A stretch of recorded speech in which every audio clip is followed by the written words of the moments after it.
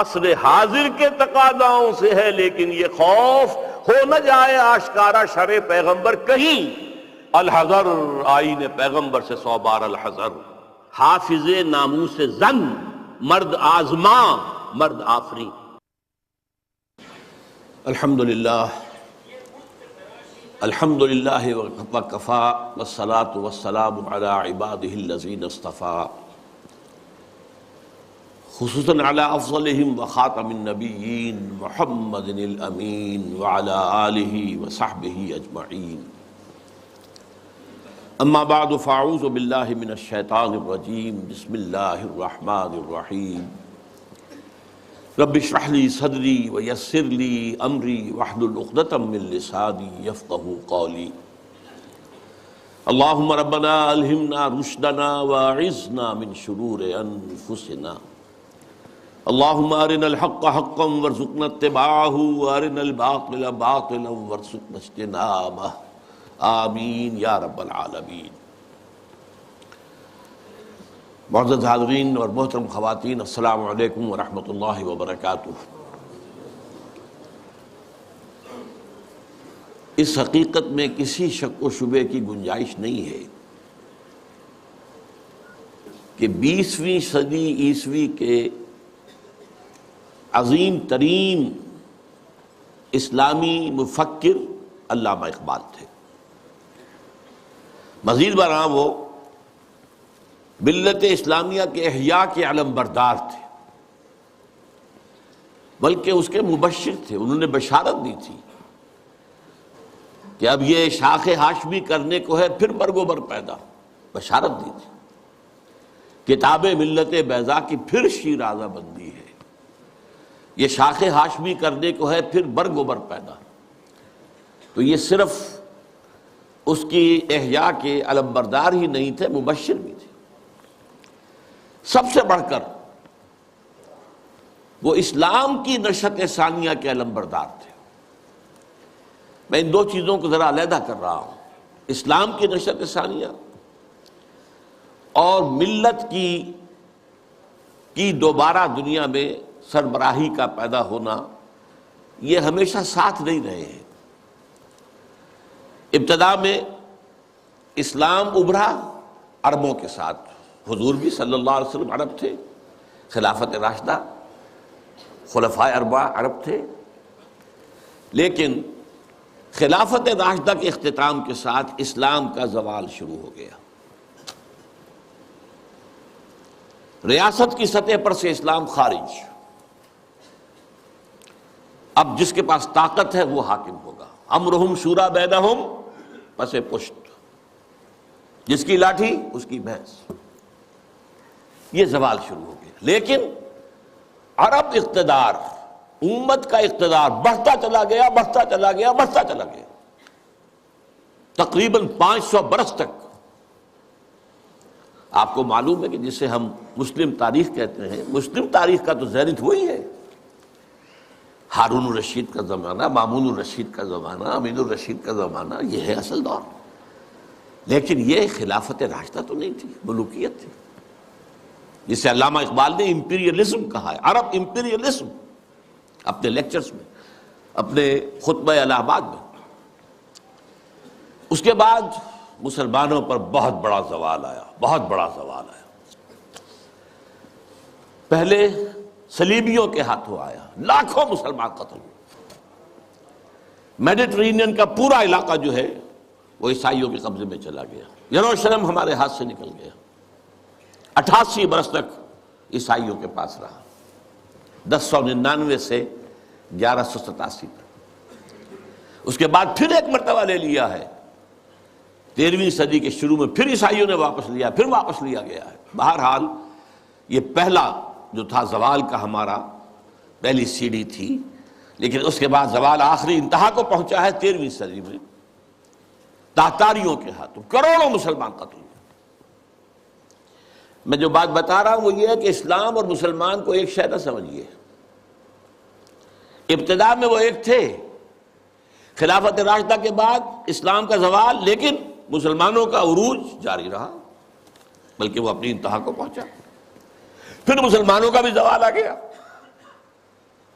لیکن اس کے کچھ عرصے بعد معجزہ رونما ہوا کہ پاسباں مل گئے کعبے کو صنم خانے سے، ہے یہاں فتنہ تاتار کے افسانے سے، جن تاتاریوں کے ہاتھوں کروڑوں مسلمان قتل ہوئے تھے وہی اسلام لے آئے، اسلام نے انہیں فتح کر لیا۔ بہرحال پھر ترکوں کے زیر قیادت مسلمانوں کا دوسرا عروج آیا ہے۔ ترکان تیموری ہندوستان میں، ترکان صفوی ایران میں، ترکان سلجوقی مڈل ایسٹ میں، ترکان عثمانی Ottomans, the great Ottoman empire for 4 centuries 400 years، خلافت بھی ان کے پاس رہی، پھر ان کا بھی زوال آ گیا۔ اور یوں سمجھئے کہ پچھلی صدی کے آغاز میں پہلی جنگ عظیم کے بعد اسلام اور مسلمان دونوں انتہائی زوال کی حالت میں تھے، دونوں۔ لیکن بہرحال اس کے بعد ایک تھرڈ اپورڈ موومنٹ شروع ہوئی ہے، وہ ایک علیحدہ مسئلہ ہے۔ لیکن میں یہ عرض کر رہا تھا کہ علامہ اقبال ملت اسلامیہ کی بھی احیاء کے علمبردار تھے اور اسلام کی نشست ثانیہ کے بھی علمبردار تھے، یہ دونوں چیزیں ان کے ہاں بیک وقت موجود ہیں۔ البتہ ایک بات نوٹ کر لیجئے، کوئی انسان بڑے سے بڑا مفکر ایسا نہیں ہوتا کہ ابتدا ہی سے اس کا فکر پختہ ہو، اسے منازل میں سے گزرنا ہوتا ہے، لَتَرْكَبُنَّ طَبَقًا عَنْ طَبَقٍ، درجہ بدرجہ آگے جانا ہوتا ہے۔ یہ معاملہ انبیاء کا ہے، رسولوں کا ہے، جن کو اول روز سے ہی اللہ تعالیٰ کے ساتھ جن کا رشتہ قائم ہوتا ہے وحی کا۔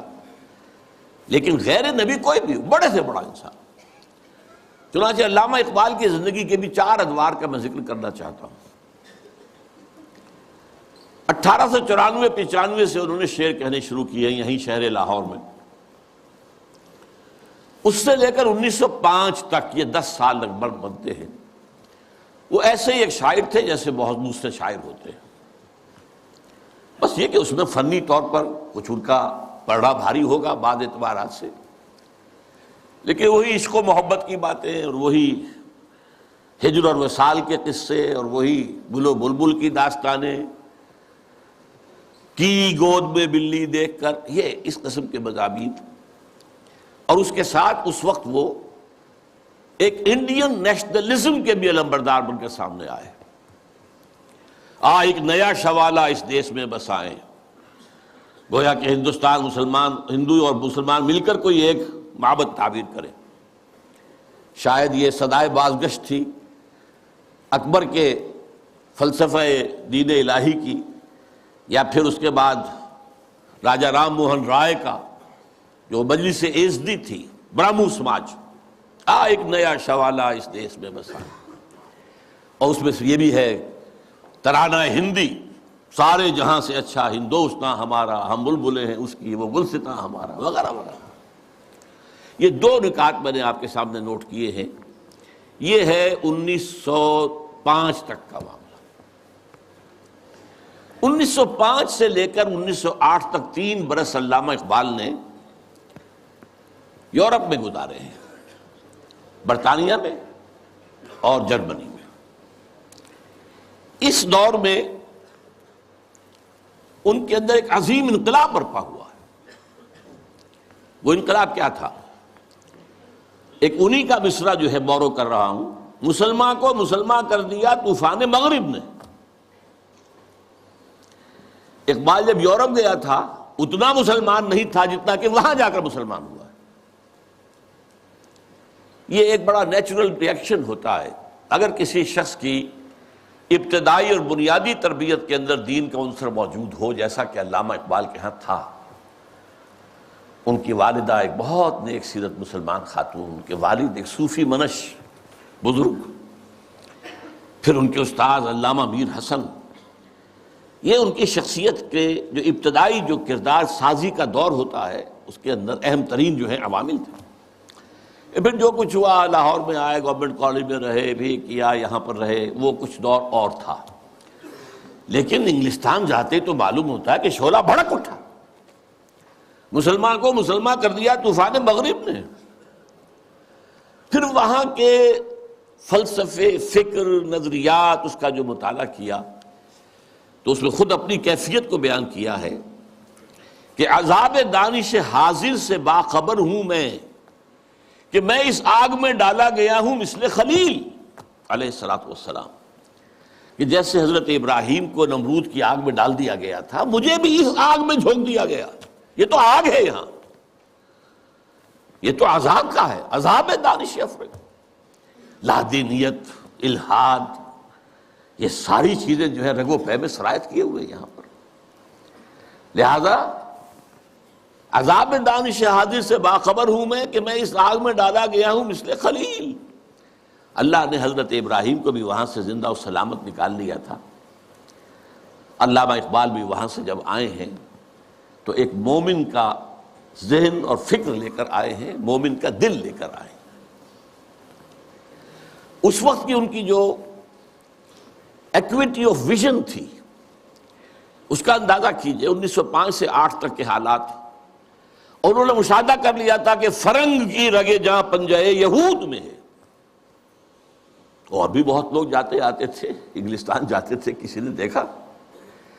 یہ دیکھنے والوں ہی کو دکھائی دیتا ہے، صاحب بصیرت لوگوں ہی کو۔ تو علامہ اقبال بہت بڑے سیر تھے، دیکھنے والے تھے، ایک تو حال کا مشاہدہ گہرا اور ایک مستقبل کے بارے میں بھی۔ ان کی نگاہیں بہت تیز تھی، گاہ میری نگاہ تیز چیر گئی دل وجود۔ اس کے بعد سن 8 سے 1938 تک 30 برس، اب یہ ہے ان کا وہ دور جس میں اگرچہ انہوں نے شاعری کو جاری رکھا ہے، شاعری کی ہے، لیکن ساتھ ہی یہ بھی کہا ہے مرا یاراں غزل خانے شمردند، مجھے خامخواہ لوگوں نے شاعر سمجھ لیا ہے، غزل خاں سمجھ لیا ہے، اور شکوہ کیا ہے کہ ہر کسے از ظن خود شد یاد من وز درون من نجست اسرار من۔ میرے بہت سے دوست بنے ہوئے ہیں، عقیدت مند ہیں، آتے ہیں، سب کچھ ہے، لیکن کوئی میرے اندر جھانک کر نہیں دیکھتا کہ اس کے اندر ہے کیا، وہ کیا چیز ہے جو مجھے بے چین کیے ہوئے، اس سے کسی کو دلچسپی ہی نہیں ہے۔ یہ جو دور ہے 30 برس کا، میرے نزدیک اس میں اقبال کی سب سے بڑی حیثیت یہ ہے کہ وہ قرآن مجید کا اس دور کا سب سے بڑا شارح ہے۔ میں لفظ تفسیر استعمال نہیں کر رہا، وہ ایک ٹیکنیکل ٹرم ہو جائے گی۔ شارح اقبال قرآن، اور ساتھ ہی سب سے بڑا داعی ہے۔ میرے علم میں نہیں ہے کہ کسی اور شخص نے اس شد و مت کے ساتھ مسلمانوں کو قرآن کی طرف دعوت دی ہو کہ لوٹو قرآن کی طرف۔ سادہ ترین الفاظ میں، وہ زمانے میں معزز تھے مسلمان ہو کر اور تم خار ہوئے تاریک قرآن ہو کر، اے چو شبنم بر زمیں افتندئی در بغل داری کتاب زندئی۔ اے وہ قوم جو شبنم کی طرح زمین پر پڑی ہوئی ہے اور لوگ اسے اپنے قدموں سے توڑ رہے ہیں، پامال کر رہے ہیں، ہوش میں آ، تیرے پاس وہ کتاب زندہ موجود ہے۔ جیسے حضرت موسیٰ علیہ السلام کے پاس بھی عصا تو تھا، لیکن جب دربار میں جب وہ مقابلہ ہو رہا تھا اور جادوگروں نے اپنی رسیاں پھینکی، وہ بھی سانپ بن گئے، تو حضرت موسیٰ کے دل میں بھی خوف آ گیا۔ فَأَوْجَسَ فِي نَفْسِهِ خِیفَةً موسیٰ، یہ بربنائے طبع بشری ہے۔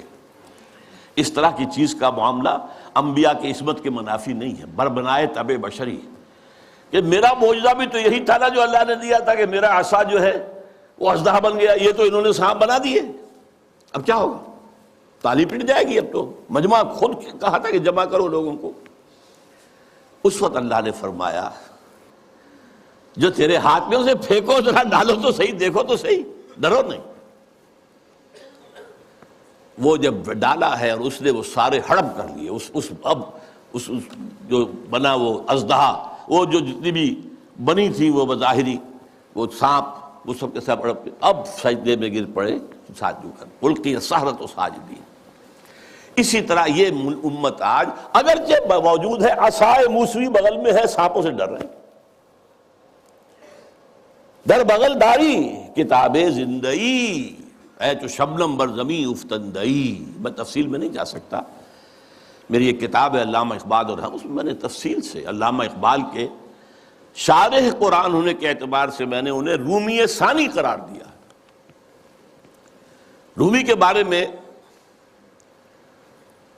حضرت جامی رحمہ اللہ نے جو اشعار کہے تھے، مثنوی مولوی معنوی ہست قرآن در زبان پہلوی. یہ جو مولوی معنی، مولوی روم، ان کی جو مثنوی ہے، یہ فارسی زبان میں، پہلوی زبان میں قرآن ہی ہے، قرآن ہی کے مفاہیم ہیں، قرآن ہی کے مقاصد ہیں، قرآن ہی کا فکر ہے، قرآن ہی کا فلسفہ ہے جو بیان کیا گیا. منچ گویم وصف عالی جناب نیست پیغمبر ولیکن دارت کتاب. میں کیا کچھ وصف بیان کروں مولانا روم کا، وہ پیغمبر تو نہیں تھے لیکن کتاب ان کے پاس تھی. کتاب جو ہے مثنوی مولوی مان. بالکل یہی بات جامی ہی کے طرح کے بہت بڑے شاعر تھے، جالندھر کے گرامی، اور انہوں نے یہ بات کہی تھی، در دیدہ مانی نگراں حضرت اقبال، پیغمبر یہ کر دو پیغمبر نہ تو آشد.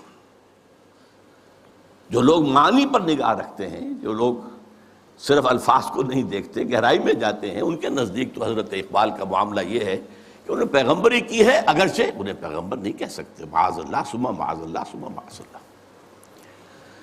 بہرحال یہ میرے نزدیک 1908 کے بعد سے لے کر ملت کے احیاء کا نعرہ، ملت کے احیاء کی نوید جاں فضا، اسلام کے نشأت ثانیہ کے دور کے آغاز کی بشارتیں بھی سنائیں، اور اس کے لیے ایک فکری مواد پیدا کیا، مغربی فکر پر تنقید کی، زوردار تنقید کی، ان کی سیاست پر تنقید کی. انسانی حاکمیت کہاں سے لے آئے ہو؟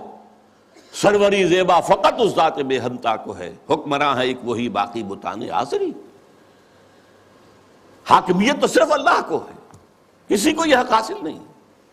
اللہ کی حاکمیت، انسانی حاکمیت چاہے فرد واحد کی ہو، فرعون ہو، نمرود ہو، تو جتنی بڑی نجاست کا ایک بہت بڑا، یوں سمجھئے کہ بہت بڑی گانٹھ جو ہے کسی کے سر پر رکھ دی گئی ہے، ٹنوں، وہ اگر ایک ایک ماشا کر کے سب میں بانٹ دی جائے گی تب بھی تو نجاست ہی رہے گی. انسانی حاکمیت کا تصور جو ہے وہ نجاست ہے، وہ کفر ہے، وہ شرک ہے.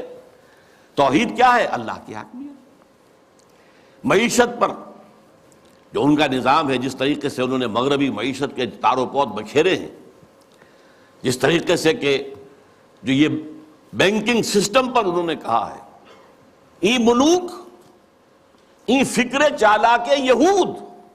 یہ بینک کیا ہیں؟ یہ یہودیوں کے دھوکہ دینے والی فکر کا نتیجہ ہے. نور حق از سینہ آدم ربود، آدم کے دل سے، آدم کے سینے سے وہ نور حق جو ہے، وہ جو نفخت فیہ من روحی، وہ جو روحانی عنصر ہے انسان کا، جس کا محل قلب ہے، اس کو نکال باہر کیا. اور ذرا غور کیجئے، حیرت ہوتی ہے جذبات کی شدت. تا تہو بالا نہ گردہ دی نظام،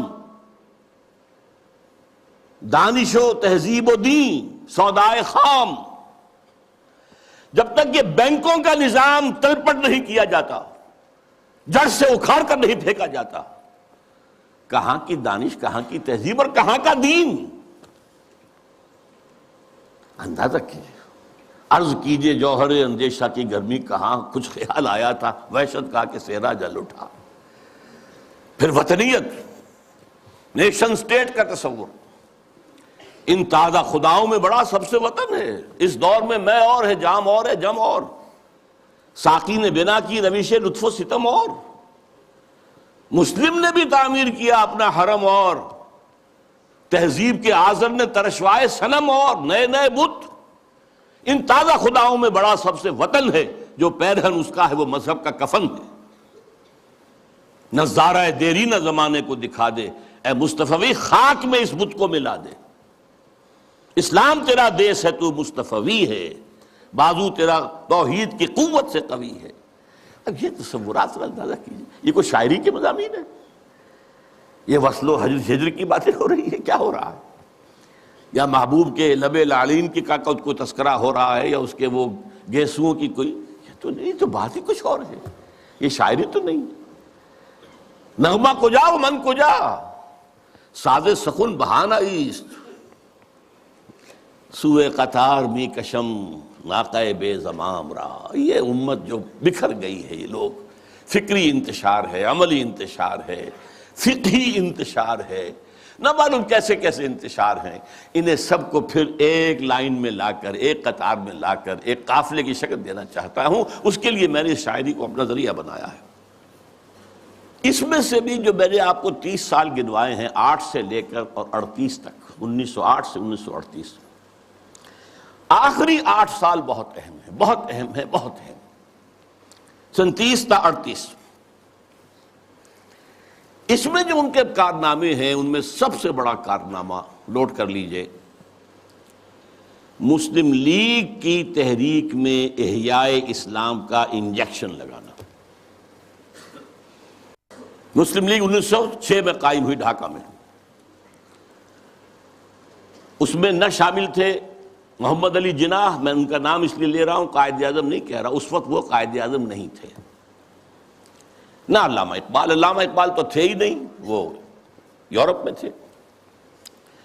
لیکن یہ کہ مسٹر جناح موجود تھے ہندوستان میں، لیکن وہ کانگریس کے رکن تھے، دادا بھائی نوروجی کے سیکرٹری تھے، مسلم لیگ میں نہیں آئے. بڑی مشکل سے کہنے سننے سے مولانا محمد علی جوہر کے وہ مسلم لیگ میں آئے، لیکن پھر بھی اپنی ڈوئل ممبرشپ برقرار رکھی، کانگریس کی بھی اور مسلم لیگ کی بھی، اور سر توڑ کوشش کی ہے. اس وقت تک یوں سمجھیے کہ جو 24 برس ہیں، 6 سے لے کے 30 تک، مسلم لیگ کی حیثیت جو ہے، نمبر ایک تو یہ کوئی عوامی جماعت تھی ہی نہیں. اگر موقع ملا تو میں قائد اعظم کا بھی ایک قول اس میں نقل کروں گا. یہ ایک بس ادارہ سا تھا، کچھ بڑے ایلیٹ مسلمانوں کے، کچھ نواب زادے، کچھ جاگیردار، کچھ اور اسی اعتبار سے نمایاں لوگوں کا بس ایک انجمن تھی. اور اس کی کوشش ساری صرف یہ تھی کہ کوئی ایسا فارمولہ طے ہو جائے ہندوؤں اور مسلمانوں کے مابین کہ اگر ہندوستان ایک وحدت کی حیثیت سے آزاد ہو اور یہاں پر جدید دور کے مطابق جو ہے ون مین ون ووٹ کے حوالے سے حکومتیں بننی شروع ہوں، تو ایسا نہ ہو کہ مسلم اقلیت جو ہے وہ ہندوؤں کی اکثریت کے تلے پس کر رہ جائے. ان کا تشخص برقرار رہنا چاہیے، ان کی حقوق برقرار رہنے چاہیے، ان کی کوئی ضمانت ہونی چاہیے. بلکہ اندیشہ یہ تھا کہ وہ ہندو اپنی 800 سالہ غلامی کا انتقام لیں گے ہم سے، یہ خوف بھی تھا. اس کو میں نیگیٹو ایلیمنٹ کہتا ہوں، یہ تحریک مسلم لیگ کا نیگیٹو ایسپیکٹ تھا. لیکن اور اس میں جان لیجئے کہ سب سے بڑا رول پلے کر رہا تھا محمد علی جناح، جسے کہا گیا تھا اتحاد کا سفیر، اور یہ ہندو ہیں دینے والے ان کو یہ خطاب. سر توڑ کوشش کی ہے، آخر مایوس ہو گیا. اس نے سیاست سے کنارہ کشی اختیار کی، انگلستان جا کر کوٹھی خریدی، لیگل پریکٹس شروع کر دی اور وہاں بیٹھ. ان کے اس عرصے میں 37 میں خطبہ الہ آباد دیا علامہ اقبال نے. یہ خطبہ ہے میرے نزدیک ٹرننگ پوائنٹ، کہ اس سے پہلے اگرچہ علامہ اقبال اپنی شاعری میں اسلام کے دوبارہ زندہ ہونے کی نوید سنا چکے تھے اور خبر دے رہے تھے کہ کتاب ملت بیضا کی پھر شیرازہ بندی ہے، شاخ ہاشمی کرنے کو ہے پھر برگ و بر پیدا، سبق پھر پڑھ صداقت کا، شجاعت کا، عدالت کا، لیا جائے گا تو اس سے کام دنیا کی امامت کا، اور نکل کے صحرا سے جس نے روما کی سلطنت کو الٹ دیا تھا، سنا ہی میں قدسیوں سے میں نے کہ شیر پھر ہوشیار ہوگا، وغیرہ وغیرہ. تو ایک سور تو اقبال پھونک چکا تھا. جو بھی تعلیم یافتہ لوگ تھے ہندوستان میں مسلمان، خاص طور پر شمالی ہند میں زیادہ، لیکن حیدرآباد دکن میں بھی بہت ہی اس کا گہرا اثر تھا. لیکن یہاں آ کر اب مسلم لیگ کے صدر کی حیثیت سے انہوں نے انجیکشن لگایا. وہ انجیکشن کیا تھا؟ نمبر ایک، مسلمان ایک علیحدہ قوم ہیں، قومیت کی کسی بھی تعریف پر پورے اترتے. یہ ان کا فلسفیانہ حصہ ہے اس خطبے کا. لیکن جس چیز کو میں کہہ رہا ہوں ٹرننگ پوائنٹ، انہوں نے کہا یہ ڈیسٹنی ہے، یہ تقدیر مبرم ہے کہ ہندوستان کے شمال مغرب میں ایک مسلم ریاست قائم ہوگی. It was not a proposal, it was a prophecy, destiny. Number ایک.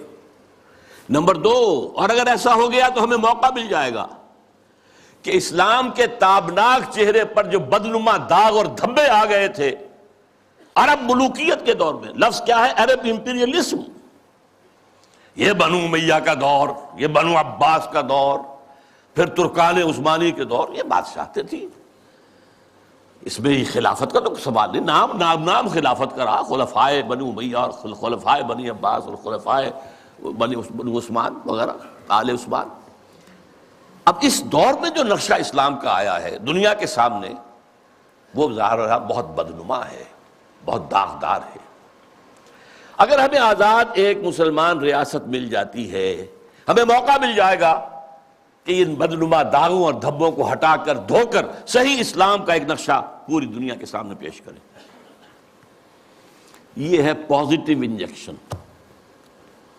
یہاں سے مسلم لیگ کا دور ثانی شروع ہوتا. اب وہ صرف منفی نہیں تھا، اب وہ تحفظات ہی کی بات نہیں تھی، اب یہ کہ اس میں ایک مثبت، ایک مقصد، نصب العین، ایک اعلیٰ ہدف، ایک اونچا آدرش قائم ہو گیا. اس زمانے میں اعظم اکرام صاحب جو ہیں، جن کی مشہور کتابیں ہیں روض کوثر، موج کوثر، آب کوثر، بہت ہی بڑے پڑھے لکھے آدمی تھے. اس زمانے میں آکسفورڈ میں پڑھتے تھے. قائد اعظم سے ملاقات کے لیے گئے اور کہا آپ کیوں چھوڑ کر آ گئے ہندوستان کو؟ ہندوستان کے مسلمانوں کو آپ کی قیادت کی ضرورت ہے. میں حیران ہو گیا ان کے دو جملے پڑھ کر. ہندوز آر انکوریجیبل، ہندو ناقابل اصلاح ہے. میں نے سر توڑ کوشش کر کے دیکھ لی، وہ کوئی عقل کی بات سننے کو تیار نہیں. Hindus are incorrigible. اور مسلمانوں کا حال یہ ہے کہ ان کا بڑے سے بڑا لیڈر جو بات مجھ سے صبح کہتا ہے، شام کو جا کر وہ اپنی سطح کے مطابق یا ڈپٹی کمشنر سے یا گورنر سے کہہ دیتا ہے. تو ایسی قوم کی رہنمائی میں کیسے کروں؟ لیکن پھر یہ اقبال ہے جو میدان میں آیا ہے. 1932 کی گول بیس کانفرنس میں شرکت کے لیے علامہ اقبال لندن گئے. محمد علی جناح اس میں شریک نہیں تھے کیونکہ وہ تو سیاست چھوڑ چکے تھے. اس موقع پر محمد علی جناح سے ملاقاتیں کی ہیں علامہ اقبال نے، اور یہی مثبت انجیکشن ان کو لگایا. تو وہی انجیکشن جو ہے اقبال نے مسلم لیگ میں بحیثیت مسلم لیگ 1930 میں لگایا، اور محمد علی جناح کے جسم میں 1932 میں لگایا. اور اس نے جناح کی قلب ماہیت کر دی، جناح کو بدل کر رکھ دیا. اور میں اسے کہا کرتا ہوں کہ جیسے مولانا روم کہتے ہیں، مولوی ہرگز نہ شد مولائے روم، تا غلام شمس تبریز نہ شد. شمس تبریز کی ملاقات سے پہلے میں مولوی تھا. مولوی، مجھے جو مولائے روم بننے کی سعادت حاصل ہو گئی ہے، یہ تو شمس تبریز کی صحبت. مولوی ہرگز نہ شد مولائے روم، تا غلام شمس تبریز نہ شد. اسی طرح محمد علی جناح کبھی قائد اعظم نہیں بن سکتا تھا اگر اقبال نے اس کے اندر یہ انجیکشن نہ لگایا ہوتا. میں اس کے ثبوت کے لیے چاہتا ہوں ذرا یہ ایک میں کوٹیشن دے رہا ہوں. 21 اپریل 1932 کو جب علامہ کا انتقال ہوا ہے تو اس وقت جو ہے ایک بہت بڑی پبلک جلسہ جو ہے ہو رہا تھا کلکتہ میں. وہاں عین جلسے کی حالت میں خبر پہنچی تو اخبار نے یہ لکھا، جو میرے پاس کوٹیشن ہے، دی نیشنز وائس نامی کتاب سے یہ چیزیں میں نے لی ہیں، کہ یہ جلسہ جو ہے قائد اعظم کی تقریر نے اس کے اندر وہ رنگ پیدا کیا کہ وہ سارا سیاسی معاملات جو زیر غور تھے ختم ہو گئے، صرف ایک کانڈولنس میٹنگ بن کر رہ گئی. تعزیت اجلاس. الفاظ سنیے، میں سارا نہیں سنا سکتا، صرف چند جملے. Mr. M. A. Jinnah said that the sorrowful news of the death of Sir Muhammad Iqbal had plunged the world of Islam in gloom and mourning.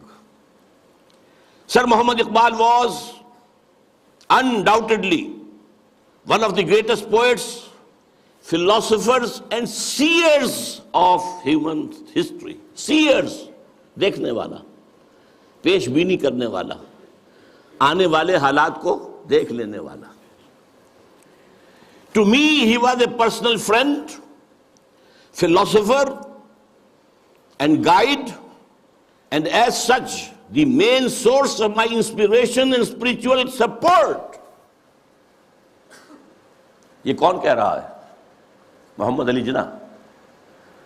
وہ کوئی اس طرح کا آدمی نہیں تھا کہ جو لفاظی کرتا ہو، وہ ایک ایک لفظ جانچ کر تول کر بولنے والا شخص ہے، اس لیے یہ کہا ہے. اور اس سے بھی آگے کی بات سن لیجئے. If I live to see the ideal of Muslim state being achieved in India, and then if I were offered to make a choice between the works of Iqbal and the rulership of that Muslim state, I would prefer the former. اگر ہم پاکستان حاصل کر سکے اور اس میں اگر موقع آیا اور مجھ سے کہا گیا کہ اب آپ کے پاس دو چوائسز ہے، یا علامہ اقبال کے کلام کو قبول کر لیجئے اور یا اس ملک کی حکمرانی، تو میں علامہ اقبال کے کلام کو ترجیح دوں گا. پھر میں عرض کر رہا ہوں یہ الفاظ کس کے ہیں؟ قائد اعظم کے. بلکہ ایک اور میں اس کو آپ کو سنانا چاہتا ہوں، ایک جملہ اور. In April 1936, I thought transforming the Muslim League, which was then only an academical institution, into a parliament of the Muslims of India. From that time to the end of his life, he, yani Iqbal, continued, he continued, Qaid Azam ne kaha, he continued, Iqbal stood as a rock by him. He was not only a great poet who had a permanent place in the history of the world's best literature, but he was also a very dynamic personality. بہرحال یہ پہلی بات تھی جو میں نے گنوائی ہے. دوسری بات جو نگاہوں سے بالکل پوشیدہ ہے، یہ بات بھی خفی ہے. اقبال کا انفلوئنس قائد اعظم پر یہ لوگوں کے ذہنوں میں نہیں ہے، جس کو میں چاہتا ہوں کہ واقعتاً سمجھا جائے، تاریخ کے آئینے میں دیکھا جائے. دوسری بات جو بالکل ہی خفی ہے، سن 32 سے 35 تک علامہ ایک ایسی جماعت قائم کرنے کی کوشش کرتے رہے جو اسلام کے احیاء اور اسلام کی نشت ثانیہ کا کام کر سکے. حالانکہ وہ مسلم لیگ میں تھے، قائد اعظم کے ساتھی تھے، ان کے ساتھ ادنا کارکن کی حیثیت سے بھی شریک رہے، انہوں نے ہی 1930 کا خطبہ دیا. لیکن وہ یہ محسوس کرتے تھے اور صحیح محسوس کرتے تھے کہ مسلم لیگ کی تحریک کے نتیجے میں ایک مسلم قومی ریاست تو قائم ہو سکتی ہے، اسلامی ریاست قائم نہیں ہو سکتی. لہذا سن 32 سے 35 تک کے عرصے کے درمیان ان کی کوشش رہی کہ ایک جماعت بنے. وہ جماعت کیا ہو؟ پریکٹسنگ مسلمز کے اوپر مشتمل ہو، جو اسلام پر عمل کرے. ویسے یہ کتاب پوری تفصیل سے آپ اس میں پڑھ سکیں گے، علامہ اقبال کی آخری خواہش. یہ پورا ڈاکومنٹ ہے، اللہ کا شکر ہے کہ جو اب سامنے آ چکا ہے. پھر یہ کہ اس کا نظم جو ہے عمارت کی بنیاد پر ہو، صدارت کی بنیاد پر نہیں. وہ عمارت بیعت کی بنیاد پر ہو، اور وہ کبھی الیکشن میں حصہ نہ لے. یہ چار چیزیں نوٹ کر لیجئے. یہ بہت سے اعتبارات سے مسلم لیگ کا اینٹی تھیسس بنتا ہے. اس کی کوشش کر رہے تھے.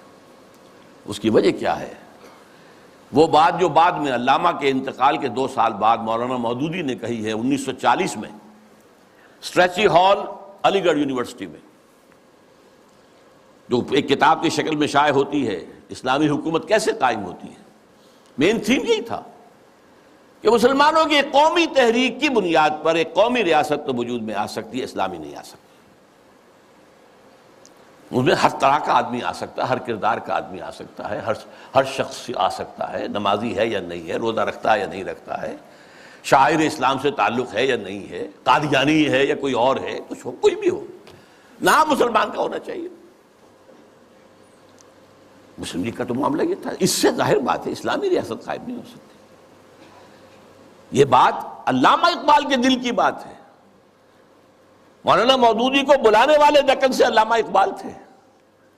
مسلم نیشن ہوڈ کی بات جو 1930 میں علامہ اقبال نے کی تھی اپنے خطبے میں، اسے نہایت سلیس پیرائے کے اندر واضح کرنے والے علامہ مولانا مودودی تھے، مسئلہ قومیت کے نام سے۔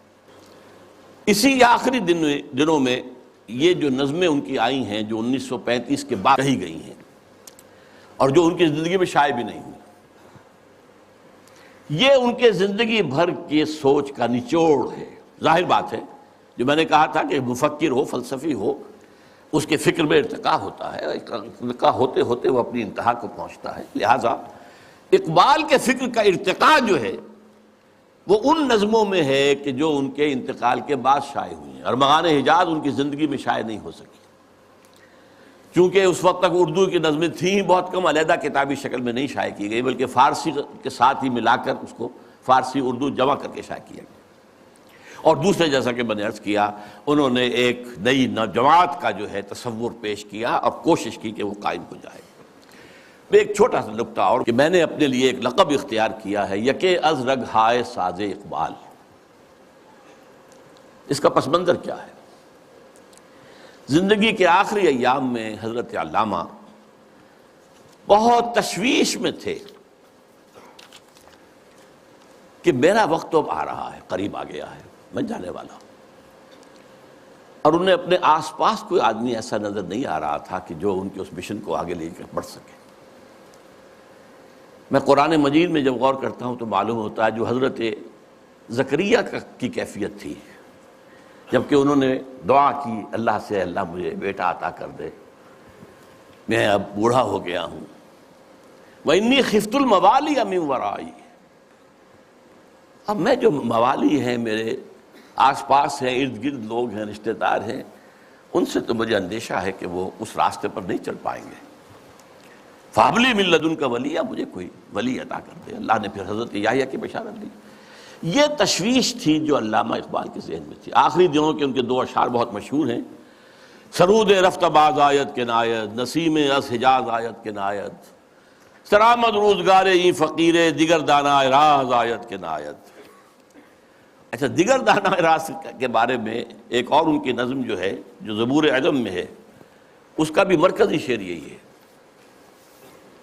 پہلا شعر بہت اہم ہے، اگرچہ میرے اس وقت کے موضوع سے متعلق نہیں ہے، لیکن میں اس کا ذکر کروں گا ضرور، اس لیے کہ علامہ کے بارے میں ایک عام غلط فہمی یہ ہے کہ وہ حضرت مہدی کے ظہور اور حضرت عیسیٰ کے نزول کے قائل نہیں تھے۔ ایسی بات غلط ہے۔ یہ زبور عجم کی نظم سنا رہا ہوں آپ کو۔ خضر وقت از خلوت دشت حجاز آید بروں، کارواں زی وادی دور و دراز آید بروں۔ یہاں حضرت مہدی کے لیے خضر وقت، اپنے وقت کا خضر، رہنما، وہ لفظ استعمال کیا ہے، مذہبی اصطلاح استعمال نہیں کی ہے، لیکن خلوت دشت حجاز سے برآمد ہوں گے۔ اس میں شیعہ سنی دونوں کنسپٹ جمع ہو گئے۔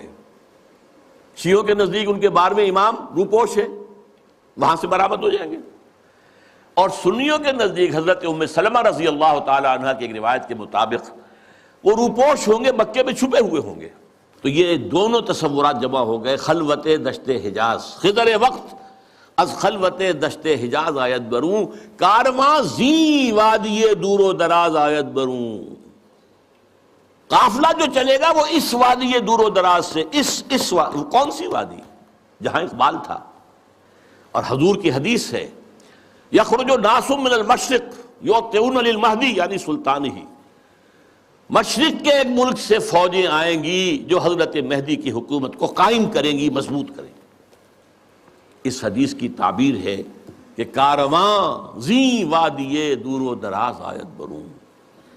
اب اس میں ایک درمیانی شعر بھی ہے، عمر حاضر کعبہ و بتخالہ می نالد حیات، تاز بزم عشق یک دانائے راز آیت بروں۔ دانائے راز جو ہے وہ کوئی روز روز پیدا نہیں ہوتا۔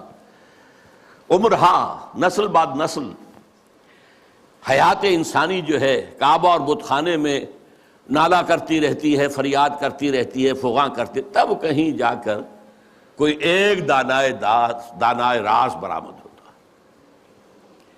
تو دانائے راز تو اب تک کوئی اور نہیں آیا ہے اقبال کے بعد۔ اللہ چاہے گا تو وجود میں آ جائے گا، ابھی تک تو نہیں آیا۔ البتہ اس نظم کے آخری شعر کے حوالے سے کس قدر پیارا شعر ہے، اس میں شعریت بھی اپنی انتہا کو ہے۔ چنگ را گیرے دست دستم کہ کارز دست رفت، نغمام خون گشت و از رگہائے ساز آیت بروں۔ اے لوگو میرے ہاتھ سے یہ ساز لے لو، یہ ستار اب لے لو، میرے ہاتھ سے لے لو، میرے ہاتھ کا کام تو ہو چکا، میری انگلیوں نے اس میں ساز بھر دیا ہے، اس میں جو نغمہ ہے وہ بھر دیا ہے۔ نغمہ میرا نغمہ خون گشت، خون بن کر ان تاروں میں دوڑ رہا ہے جیسے انسانی رگوں کے اندر خون دوڑتا ہے۔ از رگہائے ساز آیت بروں، یہاں سے خود بخود باہر نکلے گا۔ چنانچہ بہت سے لوگوں نے، اللہ کا شکر ہے، کام کیا ہے۔ مرزا محمد منور صاحب بھی ہیں ہمارے جنہوں نے یہ کام کیا ہے، چودھری مظفر حسین صاحب بھی ہیں، اب ڈاکٹر فتح محمد ملک ہیں، اور لوگ بھی بہت سے ہیں۔ تو میں ان کو کہتا ہوں رگہائے ساز اقبال، لیکن میں نے خود اپنے لیے یہ لقب اختیار کیا ہے کہ یکے از رگہائے ساز اقبال، اقبال کے ساز کے تاروں میں سے ایک تار میں بھی ہوں۔ اب میں چاہتا ہوں کہ ذرا اس آخری جو نظم ہے ان کی زندگی کی، اور جس میں میرے نزدیک ان کا پیغام جو ہے امت مسلمہ کے نام، وہ جامعیت کے ساتھ آ گیا ہے تمثیلی پیرائے میں۔ یہ ابلیس کی مجلس شورا ہے۔ اب میں حیران ہوتا ہوں کہ محسوس ہوتا ہے کہ آج کل کہیں یہ مجلس شورا جو ہے کہیں منعقد ہوئی ہے حال ہی میں، اور یہ 80 سال پہلے کی بات ہے۔ ابلیس صاحب جو ہیں صدر ہیں، ظاہر بات ہے اس اپنی مجلس شورا کے، وہ پہلے اوپننگ ایڈریس کر رہے ہیں، یہ عناصر کا پرانا کھیل یہ دنیائے دوں۔ یہ جو دنیا ہے یہ کیا ہے؟ عناصر کا پرانا کھیل ہے، ایلیمنٹس، سالمات، ایٹمز، انہی کی اکھیڑ پچھاڑ ہے نا جس کا یہ کھیل چل رہا ہے۔ یہ عناصر کا پرانا کھیل، یہ دنیا دوں کہتے ہیں پست کو، بہت گھٹیا، یہ گھٹیا دنیا جو ہے، یہ دنیا زمین۔ یہ لفظ جواب شکوہ میں اقبال نے بھی استعمال کیا ہے کہ شوخ و گستاخ یہ پستی کے مکین کیسے ہیں، یہ زمین کے رہنے والے کیسے شوخ اور گستاخ ہے، کس طریقے سے شکوہ کیا ہے اللہ سے۔ تو اسی طرح وہ ابلیس کہتا ہے یہ عناصر کا پرانا کھیل یہ دنیائے دوں۔ یہ عناصر کا پرانا کھیل، یہ میٹریلزم کے جتنے بھی شعبے ہیں، جتنی بھی شاخیں ہیں، جتنے بھی گریڈز ہیں، اور ہندوستان میں چار واک ہے، جین مت ہے، بدھ مت ہے، اور سانکھ درشن، یہ سب اسی کے ہیں۔ یہ خالص میٹیریل کھیل ہے دنیا کا، اس سے آگے انہیں کچھ اور نظر نہیں آتا۔ دنیا کی حقیقت خالص مادہ ہے، مادے ہی کی بنیاد پر یہ دنیا ہے۔ ساکنان عرش اعظم کی تمناؤں کا خون، ساکنان عرش اعظم ملائکہ مقربین، ان کی تمناؤں کا خون ہو گیا۔ کیسے؟ جب اللہ نے کہا تھا وَإِذْ قَالَ رَبُّكَ لِلْمَلَائِكَةِ إِنِّي جَاعِلٌ فِي الْأَرْضِ خَلِيفَةً، تو فرشتوں نے ذرا استفہام کیا تھا نا، قَالُوا وَتَجْعَلُ فِيهَا مَن يُفْسِدُ فِيهَا وَيَسْفِكُ الدِّمَاءَ وَنَحْنُ نُسَبِّحُ بِحَمْدِكَ وَنُقَدِّسُ لَكَ۔ ہم تسبیح و تقدیس کے اندر لگے ہوئے ہیں، ہم خادمان، ہم حاضر ہیں، ہم سب کام کر رہے ہیں۔ ابلیس اس کو انٹرپریٹ کر رہا ہے کہ اصل میں وہ خود خواہش مند تھے خلافت کے، تو ان کی تمنا کا خون ہو گیا جبکہ آدم کو خلافت دے دی گئی۔ یہ عناصر کا پرانا کھیل یہ دنیائے دوں، ساکنان عرش اعظم کی تمناؤں کا خون، اس کی بربادی پہ آج آمادہ ہے وہ کارساز جس نے اس کا نام رکھا تھا جہان کاف و نوں۔ یہ اللہ کے امر کن سے کائنات وجود میں آئی تھی نا۔ اچھا وہ اس کو نہیں مان رہا، وہ سراسر نام یہ رکھا گیا ہے، اب اللہ جانو، یہ اللہ ہی جانتا ہے کہ اس کے دماغ میں کیا خناس ہے، لیکن اللہ نے جو یہ کہا ہے کہ یہ کن سے بنایا ہے، کن فیکون۔ آج معلوم ہوتا ہے ابلیس کہتا ہے کہ اس کی بربادی پر خدا نے فیصلہ کر لیا ہے، جس نے اس کو بنایا تھا وہ اب اس کی بربادی کے در پہ ہے۔ اس کے دونوں معنی ہو سکتے ہیں، ایک تو یہ بھی کہ اسے محسوس ہو رہا ہے کہ قیامت اب قریب آ رہی ہے، یہ کھیل جو ہے اور یہ خیر و شر کی کشاکش ستیزہ کار رہا ہے ازل سے تا امروز، چراغ مصطفی سے شرار بولہبی، یہ جو ہے اب آخری اینڈ پہ آ رہا ہے اس ڈرامے کا۔ یہ ڈرامہ دکھائے گا کیا سین، پردہ اٹھنے کی منتظر ہے نگاہ۔ تو جیسے کہ یہ بات کہی گئی ہے کہ یہ ڈرامہ جو ہے اب ختم ہونے کو، اقبال نے بھی اس کو کہا ہے، دنیا کو ہے پھر مار کا روح و بدن پیش، تہذیب نے پھر اپنے درندوں کو ابھارا، اللہ کو پامر دیے مومن پہ بھروسہ، ابلیس کو یورپ کی مشینوں کا سہارا۔ تو وہ بھی محسوس کر رہا ہے کہ شاید اب وہ قیامت ختم ہے اور یہ کھیل اب آخری سین پر آ گیا ہے، اور شاید اس کا مفہوم یہ ہو کہ اس دنیا میں ہم نے شر کا، شرک کا، الحاد کا، یہ سارے بے حیائی کا، بے شرمی کا، سودی نظام کا، انسانی حاکمیت کا، یہ سارا کھیل ہم نے بنایا ہے۔ معلوم ہوتا ہے کہ یہ اب ختم ہونے پہ ہے، معلوم ہوتا ہے کہ یہ اب وہ جو کارساز ہے وہ اب اس کو آخری جو ہے اس مقابلے کے اندر ملیا بیٹ کر دینے کے در پہ ہے۔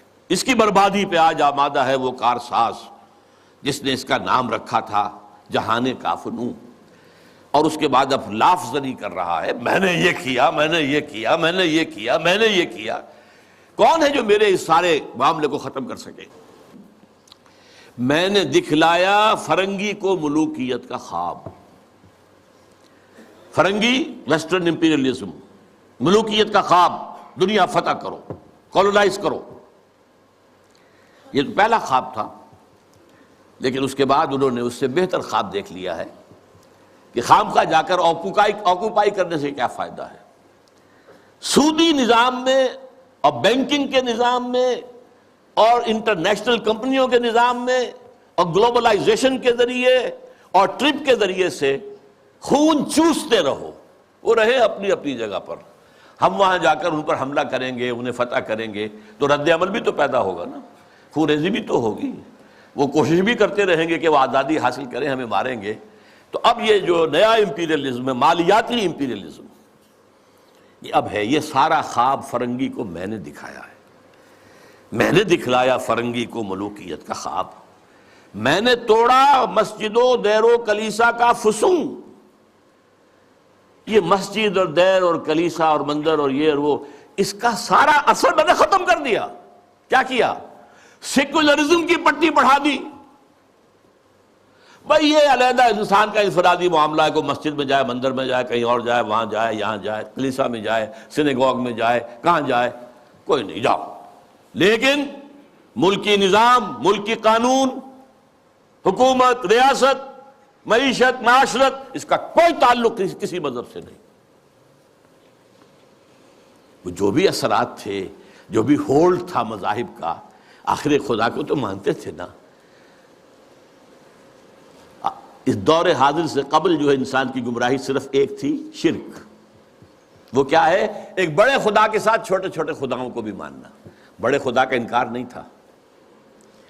اب کیا کیا گیا ہے؟ اس بڑے خدا کو اٹھا کے مسجد میں بند کر دو، مندر میں بند کر دو، سینیگوگ میں بند کر دو، چرچ میں بند کر دو، اور جہاں پورا ہمارا نظام یہ ہم چلائیں گے۔ We are the sovereigns. Sovereignty belongs to us. ہم جو چاہے کریں۔ لہذا میں نے دکھلایا فرنگی کو ملوکیت کا خواب، امپیریلزم، اور میں نے توڑا مسجد و دیر و کلیسا کا فسون، سیکولرزم۔ میں نے ناداروں کو سکھلایا سبق تقدیر کا۔ ناداروں کو، غریبوں کو میں نے کہا بھئی ٹھیک ہے، یہ تمہاری قسمت ہے، تم کسان ہو، ہاری ہو، تمہاری قسمت یہی ہے، اس کی طرف سے ہے، رب کی طرف سے ہے۔ کوئی بغاوت کا خیال پیدا نہ ہو جائے، کہیں کو کھڑے ہو کر کوئی ریزسٹنس کی موومنٹ شروع نہ کر دینا۔ تقدیر ہے، تن بے تقدیر، تقدیر کے حوالے۔ میں نے ناداروں کو سکھلایا سبق تقدیر کا، میں نے منعم کو دیا سرمایہ داری کا جنوں۔ یہ لفظ منعم جو ہے عربی کا، یہ منعم بھی ہو سکتا ہے، منعم بھی ہو سکتا ہے۔ منعم اس میں فاعل ہے، منعم اس میں مفعول ہے۔ منعم نعمتیں دینے والا، منعم جس کو نعمتیں دی گئیں۔ یعنی یہ بھی ہو سکتا ہے کہ پہلے جن کے پاس دولت ہوتی تھی وہ اس کو خیرات کرتے تھے، صدقات کرتے تھے، خیر کے کاموں میں لگاتے تھے، پن کے ثواب کے کاموں میں لگاتے تھے۔ میں نے اس کے بجائے کہا بیگم پاگل ہو گئے ہو، جمع کرو سرمایہ داری۔ میں نے منعم کو دیا سرمایہ داری کا جنون، اور جس کے پاس فاضل سرمایہ دولت اللہ نے دی تھی، اس کا جو طریقہ تھا کہ یسألونک ماذا ينفقون قل العفو، میں نے کہا نہیں، جو بھی ہے جمع کرو، جمع فاوعى، جس نے جمع کیا اور خوب پھر سینچ کر رکھا، سنبھال کر رکھا، بچا کر رکھا، یا کہا جمع مالا وعددہ یحسب ان مالہ اخلدہ، یہ سبق میں نے دولت مند کو سکھا دیا۔ تو میں نے ناداروں کو سکھلایا سبق تقدیر کا، میں نے منعم کو دیا سرمایہ داری کا جنون۔ کون کر سکتا ہے اس کی آتش سوزاں کو سرد، جس کے ہنگاموں میں ہو ابلیس کا سودے دروں؟ کون ہے؟ میں نہیں ماننے کو تیار کہ ہمارے اس پورے کھیل کو کوئی طاقت ہے ایسی کہ جو ختم کر سکتی ہے۔ یہ لفظ نہیں کر رہا ہے، آخر کچھ خود سیلف ایشورنس کے لیے بھی کچھ ساتھیوں کی بھی دل بڑھانا ہوتا ہے نا، آخر چاہے آدمی دیکھ رہا ہو کہ I am fighting a losing battle, لیکن پھر بھی ساتھیوں کو تو برقرار رکھنے کے لیے دل بڑھانا، کوئی دل جوئی کرنا، کوئی حوصلہ دینا۔ کون کر سکتا ہے اس کی آتش سوزاں کو سرد، جس کے ہنگاموں میں ہو ابلیس کا سودے دروں، اور جس کی شاخیں ہوں ہماری آبیاری سے بلند؟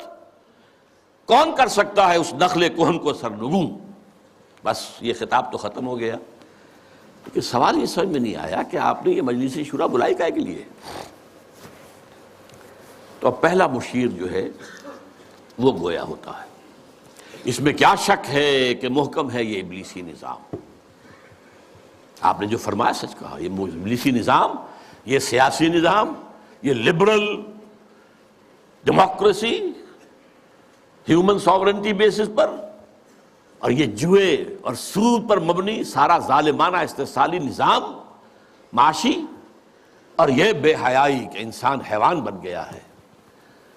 اقبال نے اپنی وہ جو ذرا غزلیں ان کی باغ درا کے آخر میں ہیں، کچھ استہزائیہ انداز میں بھی ہیں، یہ کوئی دن کی بات ہے مرد ہوش مند، غیرت نہ تجھ میں ہوگی نہ زن اوٹ چاہے گی، وہ اوٹ بھی نہیں رہے گی۔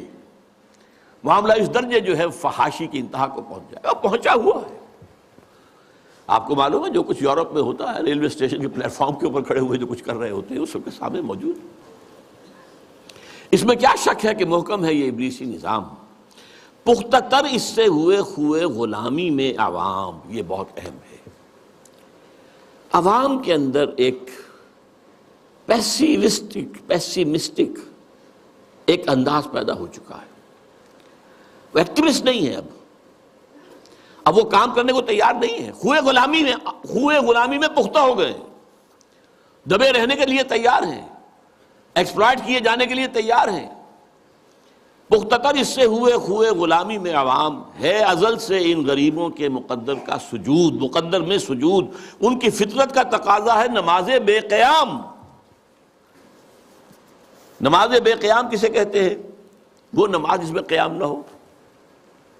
نماز میں قیام ہے، پھر رکوع ہے، پھر سجود ہے، پھر سجود ہے، پھر کھڑے ہونا ہے، لیکن ان لوگوں کی نماز اب وہ ہے جس میں قیام ہے ہی نہیں، رکوع ہی رکوع ہے یا سجود ہی سجود ہے، ہر جگہ جو ہے ماتھا ٹیکے ہوئے بیٹھے ہوئے ہیں، اور ہر جگہ پر جو ہے اس پورے سارے نظام کو، ظالمانہ نظام کو قبول کیے ہوئے ہیں۔ کچھ تن بتقدیر ہیں، کچھ کہتے ہیں مجبور ہیں، کیا کریں، کچھ حال مست ہیں، کچھ مال مست ہیں، لیکن یہ کہ کوئی بھی اس کے مقابلے میں آنے کو تیار نہیں ہے۔ آرزو اول تو پیدا ہو نہیں سکتی کہیں، ہو کہیں پیدا تو مر جاتی ہے یا رہتی ہے خام۔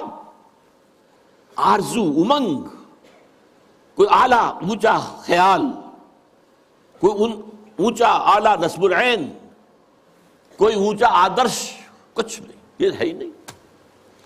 حیوان کی سطح پر نظر آ چکا۔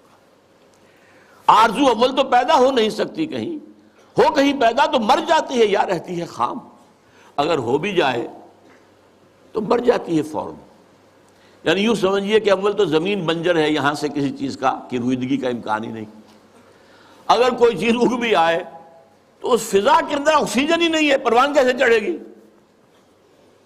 ہوا اسے آکسیجن دینے کو تیار ہی نہیں، لہذا وہ مر جاتی ہے۔ ہو کہیں پیدا تو مر جاتی ہے یا رہتی ہے خام۔ یہ ہماری سعی پہم کی کرامت ہے کہ آج صوفی و ملا ملوکیت کے بندے ہیں تمام، یہ بڑی تلخ بات ہے جو اقبال نے کہی ہے، لیکن بہت بڑی تلخ لیکن حقیقت پر مبنی بات ہے۔ صوفی ملا ملوکیت کے بندے ہیں تمام۔ خلافت راشدہ کے بعد جو نظام ہمارا چلا ہے اس میں صوفی و ملا، علماء اور صوفیاء، ان کا نظام کیا تھا؟ ملوکیت کو سپورٹ، ایک نیگیٹو سپورٹ ہے۔ خانقاہوں میں بیٹھو، اللہ اللہ کیے جاؤ، ضربیں لگائے جاؤ، یہ کیے جاؤ، اپنا تزکیہ کیے جاؤ، مانجھے جاؤ، اپنے آپ کو رگڑے جاؤ رگڑے جاؤ رگڑے جاؤ رگڑے جاؤ، اسی میں زندگی بتا لو، چھوڑ کر اوروں کی خاطر یہ جہانے بے ثبات۔ اب باہر کیا ہو رہا ہے کیا نہیں ہو رہا ہے اسے کوئی غرض نہیں۔ شیطان ننگا ناچ رہا ہے، ناچے، ہمیں سے کیا غرض ہے؟ ہمارے پاس تو آئے ہیں، اتنے طالب ہیں، اتنے وہ سالک ہیں، وہ فلاں سالک آج اس مقام پر پہنچ گیا ہے، آج یہ مقامات، یہ سالک مقامات میں کھو گیا اور یہ امت خرافات میں کھو گئی۔ یہ سارا معاملہ جو ہے، اور ملا کا معاملہ کیا ہے؟ دو طرف سے۔ ملا نے سب سے پہلے، ہمارے فقہا نے متغلب کی حکومت کو جائز قرار دیا، یعنی اگر کوئی شخص اپنی قوت کے بل پر آ کر حکومت پر قبضہ کر لے تو جائز ہے، اور حکمران کے خلاف کوئی بغاوت نہیں کر سکتے جب تک کہ وہ تمہیں کفر کا حکم نہ دے۔ کفر کا کائے کو حکم دے گا؟ وہ اپنے عیش بنائے گا، اپنے محل بنائے گا، اپنی رنگ رلیاں کرے گا، اپنے آپ کو کفر کا حکم دینے کی ضرورت کیا ہے؟ یہ تصور ہے جو سنی اسلام کے اندر اس کی رگوں میں چلا گیا اور اس نے سن کر دیا اسلام کو۔ استثناء اگر ہے تو شیعہ اسلام ہے، وہ تسلیم نہیں کرتے، چاہے کھڑے نہ ہو، مقابلہ نہ کریں، تسلیم نہیں کرتے، ذہناً ریکنسائل نہیں کرتے، نفرت کرتے۔ یہی ان کی پوری تاریخ کے اندر ہے۔ لیکن ہمارے ہاں کیا ہے؟ شیخ الاسلام بن کر بیٹھے ہوئے ہیں۔ استاد نے، امام ابو حنیفہ نے تعاون گوارا نہیں کیا اس ملوکیت کے ساتھ۔ عہدے کی پیشکش کی گئی، قاضی القضات ہو جاؤ گے تم، تمہارا فتویٰ جو ہوگا وہی قانون بن جائے گا۔ ان کا نہیں، ہرگز نہیں۔ جیل کاٹی، ماریں کھائیں۔ شاگرد نے، قاضی ابو یوسف، عہدہ قبول کر کے تعاون شروع کر دیا۔ استاد نے کہا تھا مزارعت حرام، جس کی زمینیں خود کاشت کرے۔ شاگرد صاحب نے کچھ تھوڑی سی شرطیں لگا کر مزارعت جائز۔ کیوں؟ ملوکیت کے پاؤں ہوتے ہیں جاگیردار، وہ جیسے کنسلا ایک ہم کہتے ہیں، ایک جانور ہوتا ہے جس کے بہت پاؤں ہوتے ہیں، سینٹی پیڈ اور اس طرح پاؤں، ایسے ہی جاگیرداری کے پاؤں ہوتے ہیں۔ یہ 30 ہزاری منصبدار ہے، یہ 20 ہزاری منصبدار ہے، یہ 10 ہزاری ہے، یہ 5 ہزاری ہے۔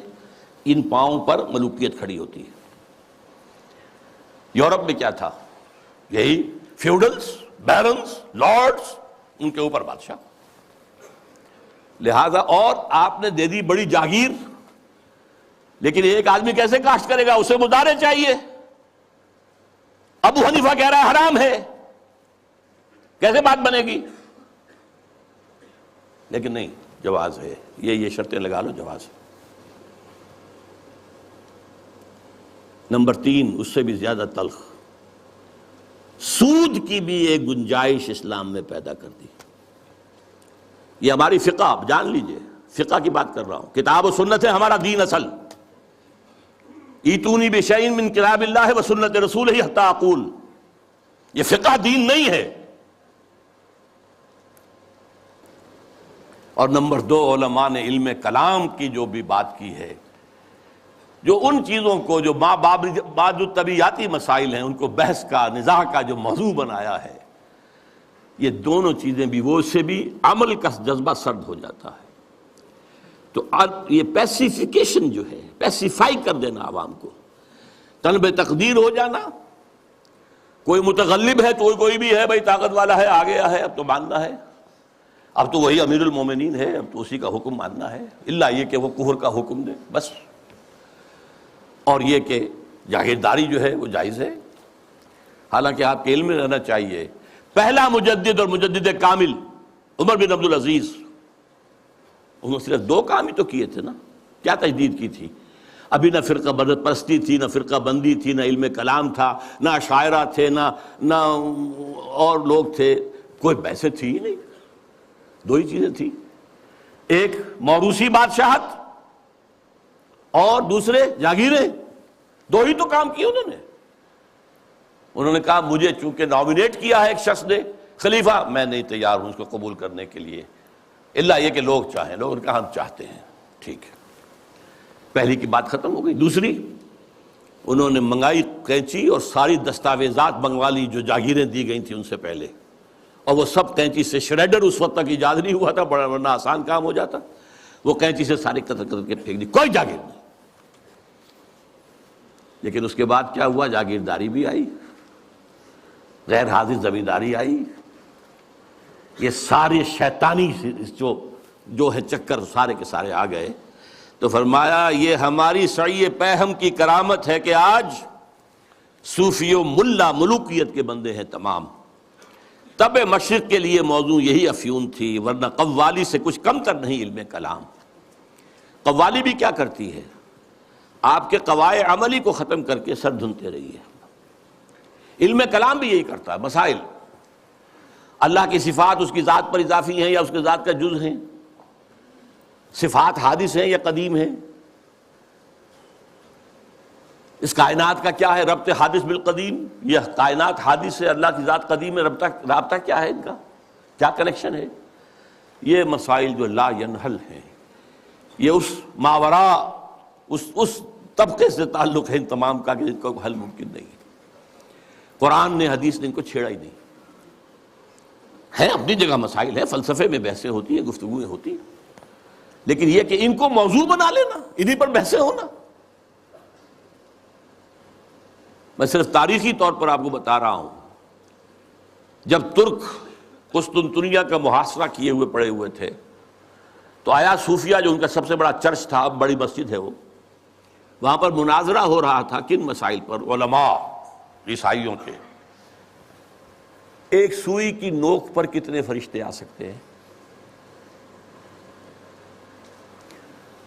حضرت عیسیٰ کی ولادت کے بعد بھی حضرت مریم کنواری رہ گئی یا نہیں؟ اور جو لاسٹ سپر میں روٹی کھائی تھی حضرت عیسیٰ نے، وہ خمیری تھی یا فطیری تھی؟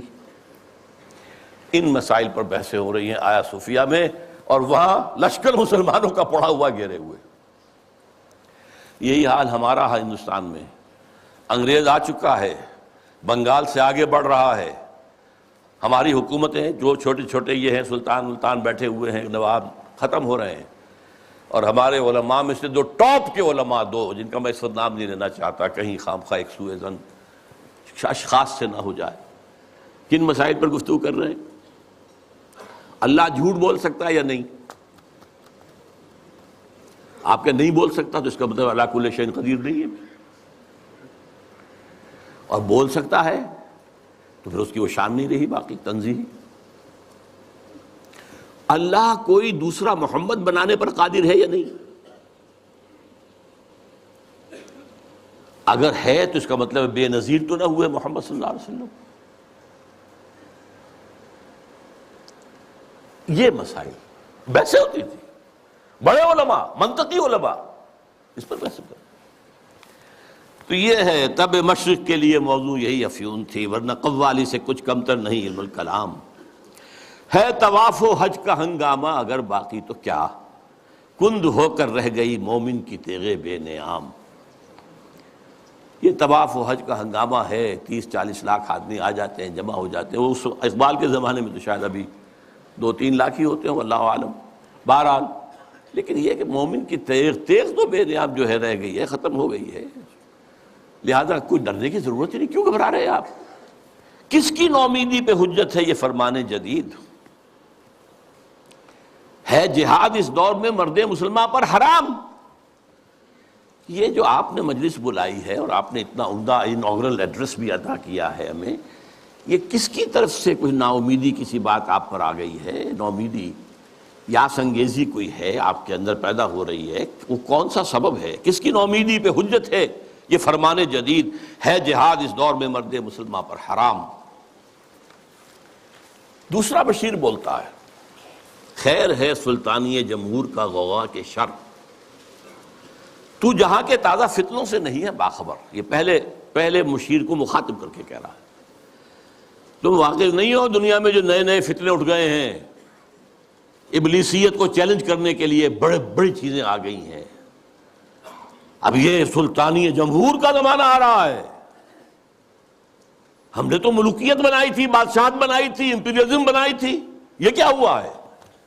یہ بادشاہت ختم ہو رہی ہے، یہ فرینچ ریولوشن آ چکا ہے، یہ کیا ہو رہا ہے؟ سلطانی جمہور، خیر ہے سلطانی جمہور کا غوغا کے شر، تو جہاں کے سارا فتنوں سے نہیں ہے باخبر۔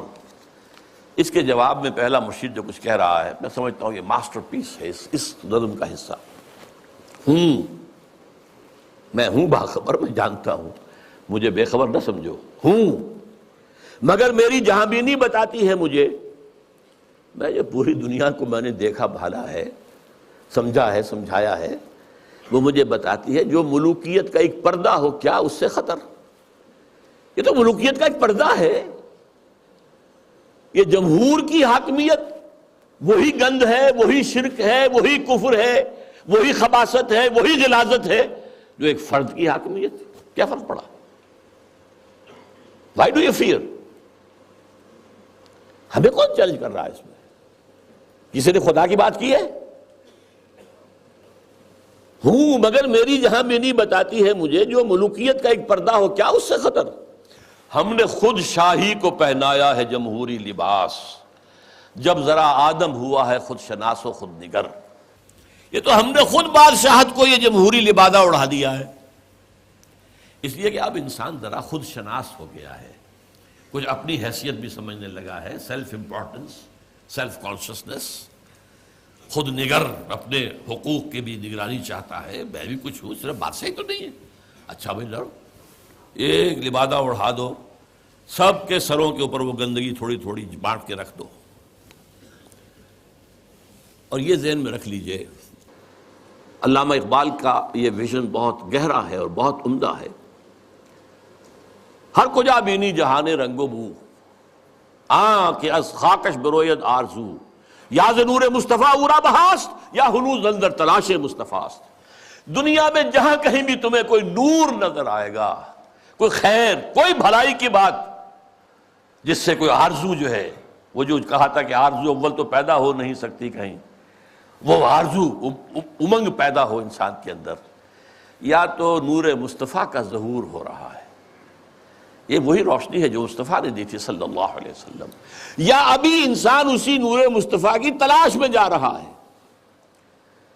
یہ جو ڈائلیکٹیکل پروسیس چل رہا ہے دنیا میں، یہ کشاں کشاں جا رہا ہے اسی نظام کی طرف جو محمد نے دیا تھا صلی اللہ علیہ وسلم۔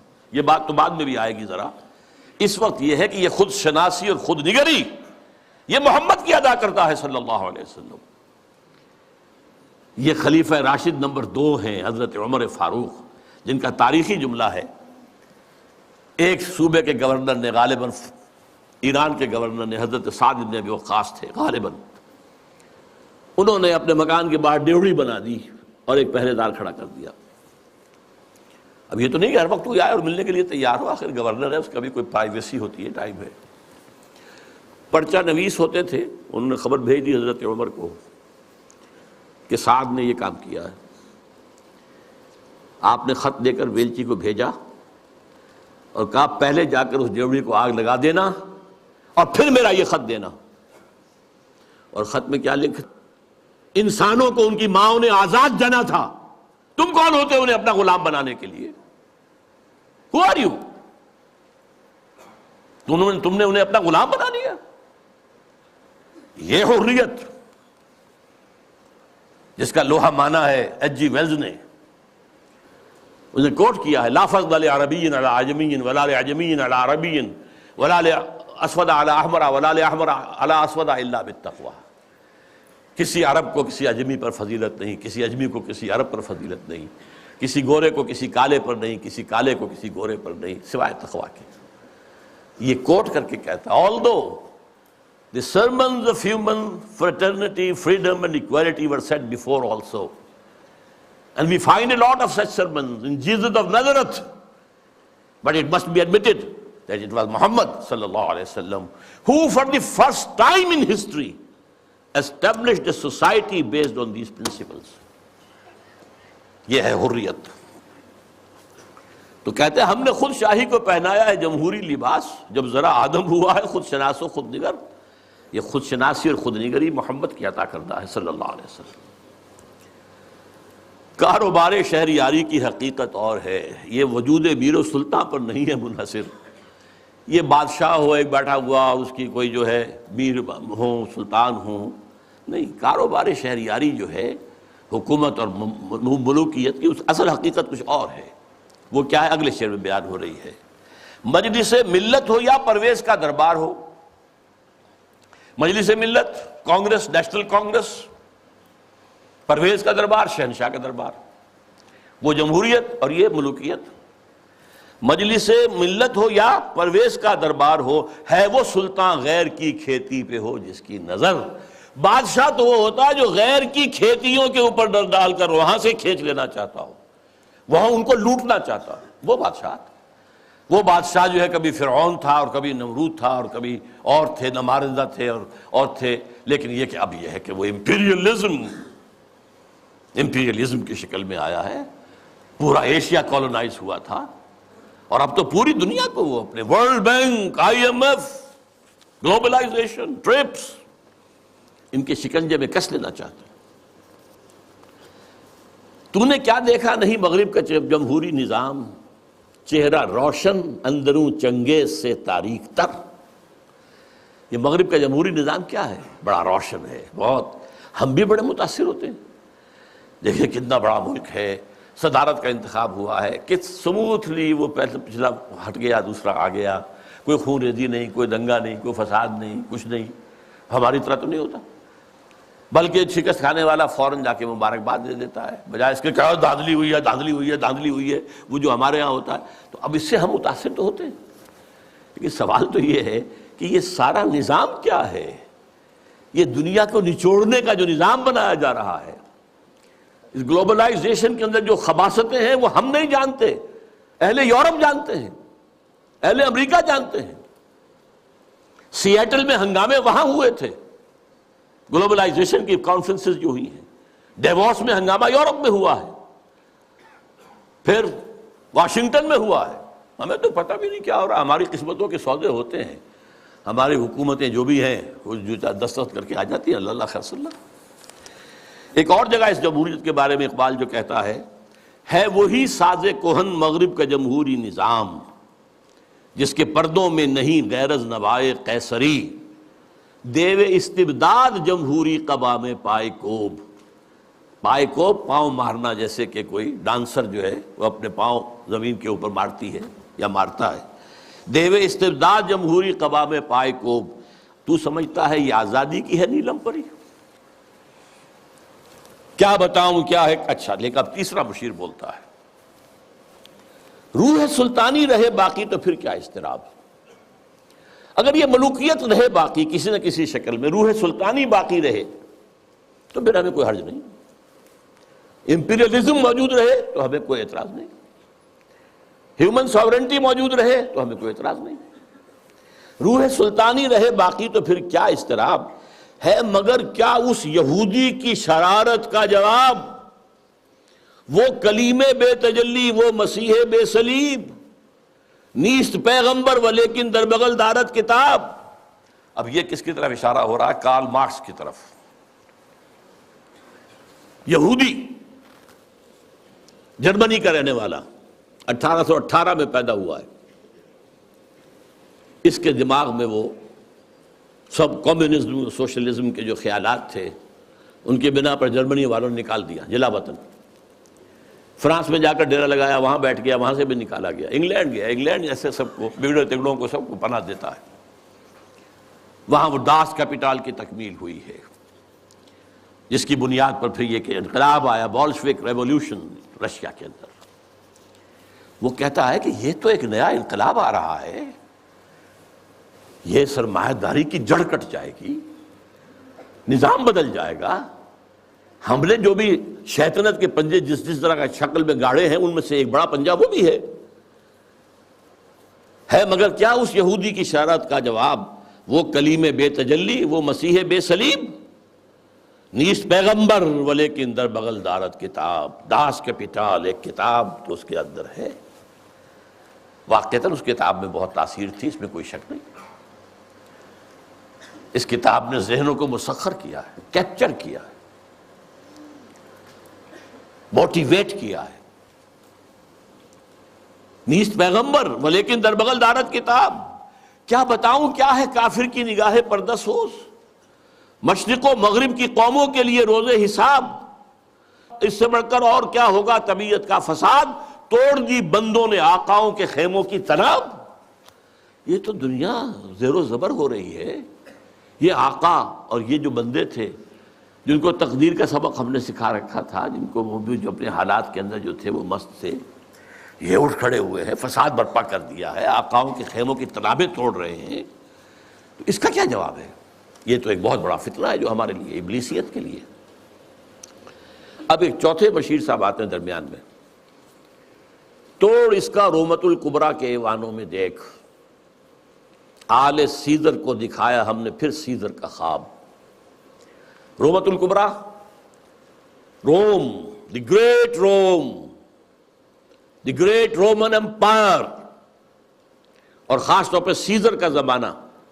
سیزر کے زمانے میں حضرت مسیح پیدا ہوئے ہیں، اور اسی کا اپوائنٹڈ گورنر پائلیٹس پونٹس جو ہے، اس کے ہاتھوں ان کے خیال کے مطابق ان کو سولی دی گئی ہے۔ تو سیزر کا جو ایک خواب تھا، اور اس نے جو ایک بڑی سلطنت، بڑی مملکت، ایشیا، افریقہ اور یورپ کو اپنے ایک پنجے کے اندر لانے کا خواب دیکھا تھا، وہ ختم ہو گیا تھا۔ پھر مسلمان آ گئے، گریٹ آٹومان امپائر قائم ہو گئی، تقریباً انہی تمام علاقوں پر جن پر یہ رومن امپائر تھی تقریباً۔ لیکن اب پھر ہم نے آل سیزر، سیزر ہی کے خاندان سے، نسل سے ایک شخص کو پھر وہی خواب دکھا دیا ہے، اور وہ شخص کون ہے؟ مسولینی۔ یہ 1883 میں پیدا ہوا تھا، اور ایک غریب لوہار کا بیٹا تھا، لیکن اس کے اندر ایک زوم تھا کہ رومی بڑی طاقت ہے، بڑی قوت ہے، اونچی نسل ہے، اعلیٰ نسل ہے، ان کا حق ہے حکومت کرنا۔ یہی چیز بعد میں ہٹلر کے ذریعے سے جرمنی میں آئی ہے، لیکن ابھی جب تک یہ نظم لکھی گئی ہے 1936 میں، اس وقت تک ابھی وہ منظر عام پر نہیں آیا تھا۔ لیکن سبق ایک تھا، فاشزم، چاہے وہ مسولینی کا ہو اور چاہے وہ نازیزم ہے جرمنی کا، ایک قوم، ایک نسل، لہذا ایک بڑی عظیم مملکت بنانے کا اس نے خواب دیکھا۔ شمالی افریقہ کے کئی ممالک فتح کر لیے، اس پہ بڑے بڑے اعتراض کیے یورپ والوں نے بھی، وہ تو میں بعد میں آپ کو بتاؤں گا۔ لیکن یہ ہے کہ یہ چوتھے مشیر نے کہا کہ ہم نے توڑ پیدا کر دیا ہے، کمیونزم کا راستہ روکنے کے لیے یہ فاشزم آ گیا ہے، تم گھبراؤ نہیں۔ توڑ اس کا رومت الکبریٰ کے ایوانوں میں دیکھ، آل سیزر کو دکھایا ہم نے پھر سیزر کا خواب، کون بحر روم کی موجوں سے ہے لپٹا ہوا، گاہ بالت چوں سنوبر گاہ نالت چوں رباب۔ یہ کون ہے جو بحر روم کی موجوں سے لپٹا ہوا؟ بہت بڑا اس نے بحری بیڑا بنایا تھا، شمالی افریقہ کو فتح کرنے کے لیے بحری بیڑے کی ضرورت تھی۔ اٹلی، آخر اسی نے تو فتح کیا تھا لیبیا کو، پھر وہ حبشہ کی طرف آیا، ایریٹریا کی طرف آیا، بڑھ رہا تھا۔ اس پر جب اعتراض ہو رہا تھا، اگرچہ اس کو تو قتل کر دیا اسی کے جو لوگ تھے اس کی پارٹی کے 1945 میں، لیکن بہرحال وہ ایک فلسفہ دے گیا تھا۔ اقبال کی ایک اور نظم ہے، وہ میں تیزی سے آپ کو پڑھ کر سنا دیتا ہوں۔ جب ویسٹ میں بہت تنقید ہوئی مسولینی پر، تو جواب میں وہ کہتے ہیں، علامہ اقبال کہتے ہیں مسولینی کی زبان سے، یا مسولینی کہتا ہے علامہ اقبال کی زبان سے، کیا زمانے سے نرالا ہے مسولینی کا جرم، بے محل بگڑا ہے معصومان یورپ کا مزاج۔ یہ معصوم بیٹھے ہوئے انگریز اور یہ فرانسیسی، یہ بڑے معصوم قوم ہے، یہ کہتے ہیں کہ یہ کیا کر رہا ہے مسولینی، یہ کیا جو ہے خوریزی کر رہا ہے۔ کیا زمانے سے نرالا ہے مسولینی کا جرم، بے محل بگڑا ہے معصومان یورپ کا مزاج، ہے میں پھٹکتا ہوں تو چھلنی کو برا لگتا ہے. کیوں؟ چھاج پھٹکتا ہے، چھلنی جو ہے اس کے اندر سے وہ چیر کو نکلتی ہے. میں پھٹکتا ہوں تو چھلنی کو برا لگتا ہے. کیوں؟ ہیں سبھی تہذیب کے اوزار، تو چھلنی میں چھاج. میرے سودائے ملوکیت کو ٹھکراتے ہو تم نے کیا توڑے نہیں کمزور قوموں کے زجاج. تم نے لوٹے بے نوا سیرا نشینوں کے خیام، تم نے لوٹی کشت دہقاں، تم نے لوٹے تخت و تاج. پردہ تہذیب میں غارت گری آدم کشی، کل روا رکھی تھی تم نے، میں روا رکھتا ہوں آج. یہ ہے مسلمانی کا جو موقف تھا جو علامہ اقبال نے بیان کیا. بہرحال اب پھر تیسرا مشیر بولتا ہے، میں تو اس کی عاقبت بینی کا کچھ قائل نہیں جس نے افرنگی سیاست کو کیا یوں بے حجاب. کہ میں تو کچھ زیادہ قائل نہیں ہوں اس مسلمانی کی کوئی عاقبت اندیشی، یہ ہمارے کام کا آدمی نہیں ہے. افرنگی سیاست کو اس طرح بے حجاب کر دیا کہ تم بھی لٹیرے ہو، تم نے بھی خونریزیاں کی ہیں، تم نے بھی ملک لوٹے ہیں، تم نے بھی لوگوں کے خون چوسے. میں کر رہا ہوں تو کون سا نیا جرم ہے؟ کیا زمانے سے نرالا ہے مسولینی کا جرم؟ وہ کہتا کہ یہ تو اصل میں یہ اشتراکیت کے خلاف، تو یہی جو ویسٹرن کیپٹلزم ہے یہی تو اصل دفاع بن سکتا تھا، اور اسی کو مسولینی کمزور کر رہا ہے. میں تو اس کی عاقبت بینی کا کچھ قائل نہیں جس نے افرنگی سیاست کو کیا یوں بے حجاب. پانچواں مشیر اب کہتا ہے، اے تیرے سوز نفس سے کار عالم استوار. جناب ابلیس، مہاراج ابلیس، آپ کے سوز نفس ہی سے تو سارا یہ کار عالم جو ہے یہ چل رہا ہے. تو نے جب چاہا کیا ہر پردگی کو آشکار. تو نے جب چاہا چھپے ہوئے رازوں کو آشکار کر دیا، کھول دیا، بیان کر دیا. آب و گل تیری حرارت سے جہان سوز و ساز. یہ جو آب و گل کا عالم ہے، یہ زمین اور پانی، اسی سے سب کچھ بنا ہے نا. وَمِنَ الْمَاءِ خَلَقْنَا مِنَ الْمَاءِ كُلَّ شَيْءٍ حَيٍّ. یہ ساری چیزیں یہیں سے پیدا ہوئی ہیں، پانی اور مٹی. من تین قرآن کہتا ہے. آب و گل تیری حرارت سے جہان سوز و ساز. ابلہ جنت تیری تعلیم سے دانائے کار. ابلہ جنت یہ اصل میں حضور کی جو ایک حدیث ہے بیان کی جاتی ہے، میں اس کے سند کا کیا مقام نہیں جانتا. اہل الجنت بلہن، کہ جنت میں لوگ جو ہوں گے وہ ہوں گے بہت ہی سادہ لوگ ہوں گے، بہت شریف ہوں گے، بہت سادہ لوگ. اس سے یہ ابلہ کا لفظ بنا ہے. ابلہ جنت تیری تعلیم سے دانائے کار. یہ انسان جو ہے یہ تیری ہی تعلیم سے بڑے بڑے فلسفی بن کر ابھر آئے ہیں. تجھ سے بڑھ کر فطرت آدم کا وہ محرم نہیں، سادہ دل بندوں میں جو مشہور ہے پروردگار. خود وہ پیدا کرنے والا بھی آدمی کی فطرت سے اتنا واقف نہیں جتنا آپ ہیں. کام تھا جن کا فقط تقدیس و تسبیح و طواف، تیری غیرت سے ابد تک سرنگون و شمسار. یہ جو فرشتے جو تھے، یہ جو سارا ان کا کام ہی جو تھا ہمیشہ کے لیے تقدیس و تسبیح و طواف جو ہے، اب یہ تیری غیرت کی وجہ سے ابد تک سرنگون و شمس. ایک نظم ہے بال جبریل کے اندر اقبال کی کہ حضرت جبریل کہتے ہیں، ہمدم دیرینا کیسا ہے جہان رنگ و بو. اور ابلیس کہتا ہے، سوز و ساز و درد و داغ و جستجو و آرزو. پھر حضرت جبریل کہتے ہیں، ہر گھڑی افلاک میں رہتی ہے تیری گفتگو، کیا نہیں ممکن کہ تیرا چاہ کے دامن ہو رفو. تو نے جو اللہ کے حکم سے سرتابی کی تھی، اپنے اس دامن کو اگر دوبارہ سی لے، رفو کر لے، تو پھر تیرا مقام جو ہے وہ ہو سکتا ہے بلند. اس میں وہ کہتا ہے، اے جبریل تو واقف نہیں اس راز سے، کر گیا سرگشت مجھ کو سرمست مجھ کو ٹوٹ کر میرا صبح. یہ جو میں نے عالم بنایا ہے، اس میں جو کچھ کھیل میں دیکھ رہا ہوں، جو تماشے کر رہا ہوں، جو میرے یہاں پر اداکار جو ہیں کام کر رہے ہیں، میں جن کی پتلیوں کی طرح سے جنہیں نچا رہا ہوں، یہ میرے لیے بہت دلچسپ ہے. یہ جو عالم ہے تمہارا، تو فقط اللہ اللہ اللہ، اس عالم میں اب میرا گزر نہیں. اب یہاں میرا گزر ممکن نہیں. کس قدر خاموش ہے یہ عالم بے کاخ کو. یہاں تو کوئی حرکت ہے ہی نہیں، کوئی لڑائی ہو، کوئی جنگ ہو، مار پیٹ ہو، کوئی خونریزی ہو، وہ کچھ بھی نہیں. بہرحال گرچہ ہیں تیرے مرید افرنگ کے ساحر تمام، اب مجھے ان کی فراست پر نہیں ہے اعتبار. یہ جو ہے پانچواں مشیر، ذرا ایک نوٹ آف کہیے کہ ڈسینٹ، کہ یہ جو آپ کے جتنے بھی ہیں اس وقت دنیا میں جتنے بھی چیلے چانٹے کام کر رہے ہیں، گرچہ ہیں تیرے مرید افرنگ کے ساحر تمام، اب مجھے ان کی فراست پر نہیں ہے اعتبار۔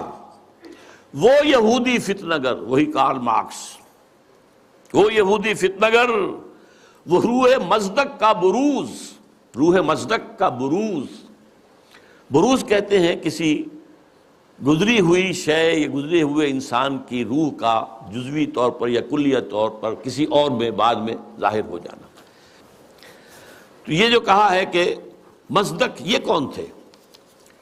یہ 5ویں صدی عیسوی میں ایران میں پیدا ہوئے، اور جہاں تک تحقیق ہے زرتشت کے یہ پیروکار تھے، اور میرا گمان بھی یہی ہے، بعض لوگوں کا خیال ہے کہ زرتشت جو ہے وہ نبی تھے، واللہ عالم۔ اور سائرس جس نے کہ عظیم تر ایران کی بنیاد ڈالی تھی، جسے قرآن میں ذوالقرنین کہا گیا ہے، وہ اصل میں انہی کا تربیت دادا تھا۔ وہ جلا وطنی کی زندگی میں جب رہا ہے تو انہی کے زیر اثر رہا ہے، واللہ عالم۔ اس نے جو ہے زرتشتی فلسفے کو ذرا آگے بڑھایا۔ زرتشتی فلسفہ جو دنیا میں اب ہے، ہمیں نہیں معلوم انہوں نے کیا کہا تھا، جیسے کہ ایک کرسچینٹی اب ہے، حضرت مسیح نے اصلاً کیا کہا تھا، وہ تو اگر قرآن نہ ہوتا تو ہمیں کیسے معلوم ہوتا۔ بدھ مت اب جو کچھ ہے کیا پتہ واقعتاً وہ گوتم بدھ کی طرف اس کی نسبت درست ہے کہ نہیں ہے۔ اس طرح زرتشت کی طرف جو نسبت ہے، 2 خدا ہیں، ایک نیکی کا خدا ہے یزداں، خدا خیر، اور ایک بدی کا خدا ہے اہرمن، خدا شر۔ البتہ اس کے اوپر بھی ایک خدا کو مانتا ہے، خدائے گاں، یعنی ان دونوں خداؤں پر بھی ایک خدا ہے۔ تو یہ وہی ہے معاملہ کہ ہر جو مشرکانہ نظام ہوتا ہے اس میں ایک بڑے خدا کو مان کر اس کے نیچے چھوٹے چھوٹے خدا کو مانا جاتا ہے، لیکن بڑے خدا کو مانتے ہیں۔ اللہ عرب میں ایک ہی تھا، آلہہ بے شمار تھے، اللہ ایک۔ یورپ میں چاہے وہ گریک سویلائزیشن تھی یا رومن، کیپٹل جی سے لکھے جانے والا گاڈ وہ ایک ہی تھا، اومنی پوٹنٹ، اومنیشینٹ، اومنی پریزنٹ، علی کل شیء قدیر، بکل شیء علیم، اور یہاں ہر جگہ موجود۔ لیکن نیچے گاڈز اینڈ گاڈیسز جو ہیں وہ چھوٹے جی سے لکھی جائے گی، گاڈز اینڈ گاڈیسز، یہ بے شمار۔ ہندوستان میں اسی طریقے سے یہاں پر بھی دیوی دیوتا بہت، لیکن مہادیو ایک ہی ہے۔ بہرحال وہ اس نے مصدق نے اس فلسفے کو آگے بڑھایا کہ دنیا میں جتنا شر ہے، حسد ہے، کینہ ہے، بغض ہے، غضب ہے، نفرت ہے، لڑائیاں ہیں، دنگے ہیں، فساد ہیں، خون ریزیاں ہیں، یہ سب عدم مساوات کی وجہ سے ہے۔ مساوات اگر قائم کر دی جائے تو یہ ختم ہو جائے گا۔ لہذا زر، زن، زمین، 3 چیزیں زیر سے شروع ہوتی ہیں، یہ تینوں، زر، زن، زمین، ان کو سب انسانوں میں برابر تقسیم ہو جانا چاہیے۔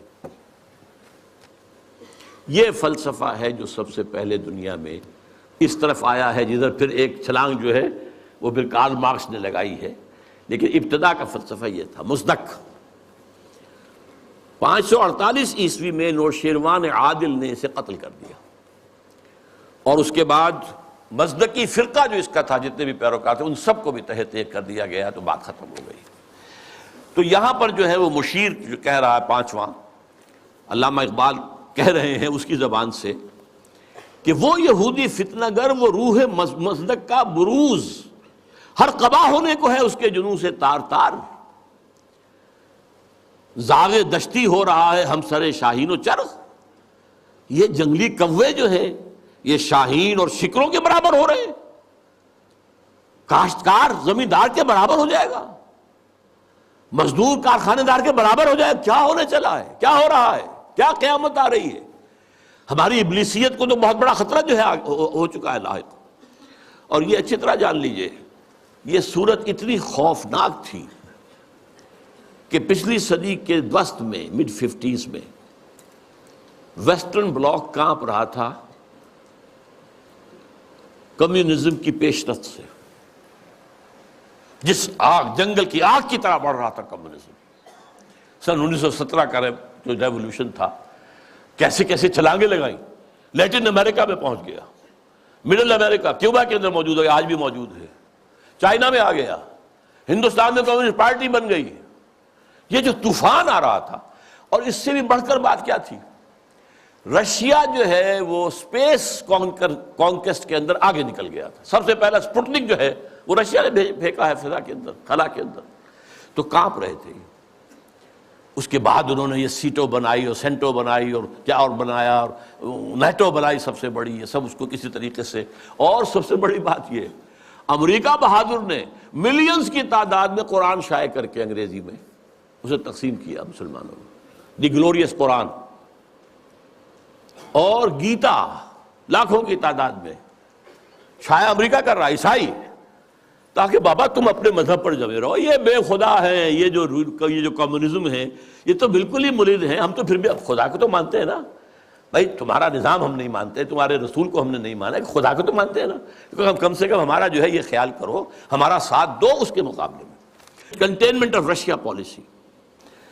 تو یہ جو کہہ رہا ہے کہ گرچہ ہیں تیرے مرید افرنگ کے ساحر تمام، اب مجھے ان کی فراست پر نہیں ہے اعتبار. وہ یہودی فتنگر، وہ روح مصدق کا بروز، ہر قبا ہونے کو ہے اس کے جنوں سے تار تار. زاغ دشتی ہو رہا ہے ہم سر شاہین و چرغ، کتنی سرعت سے بدلتا ہے مزاج روزگار.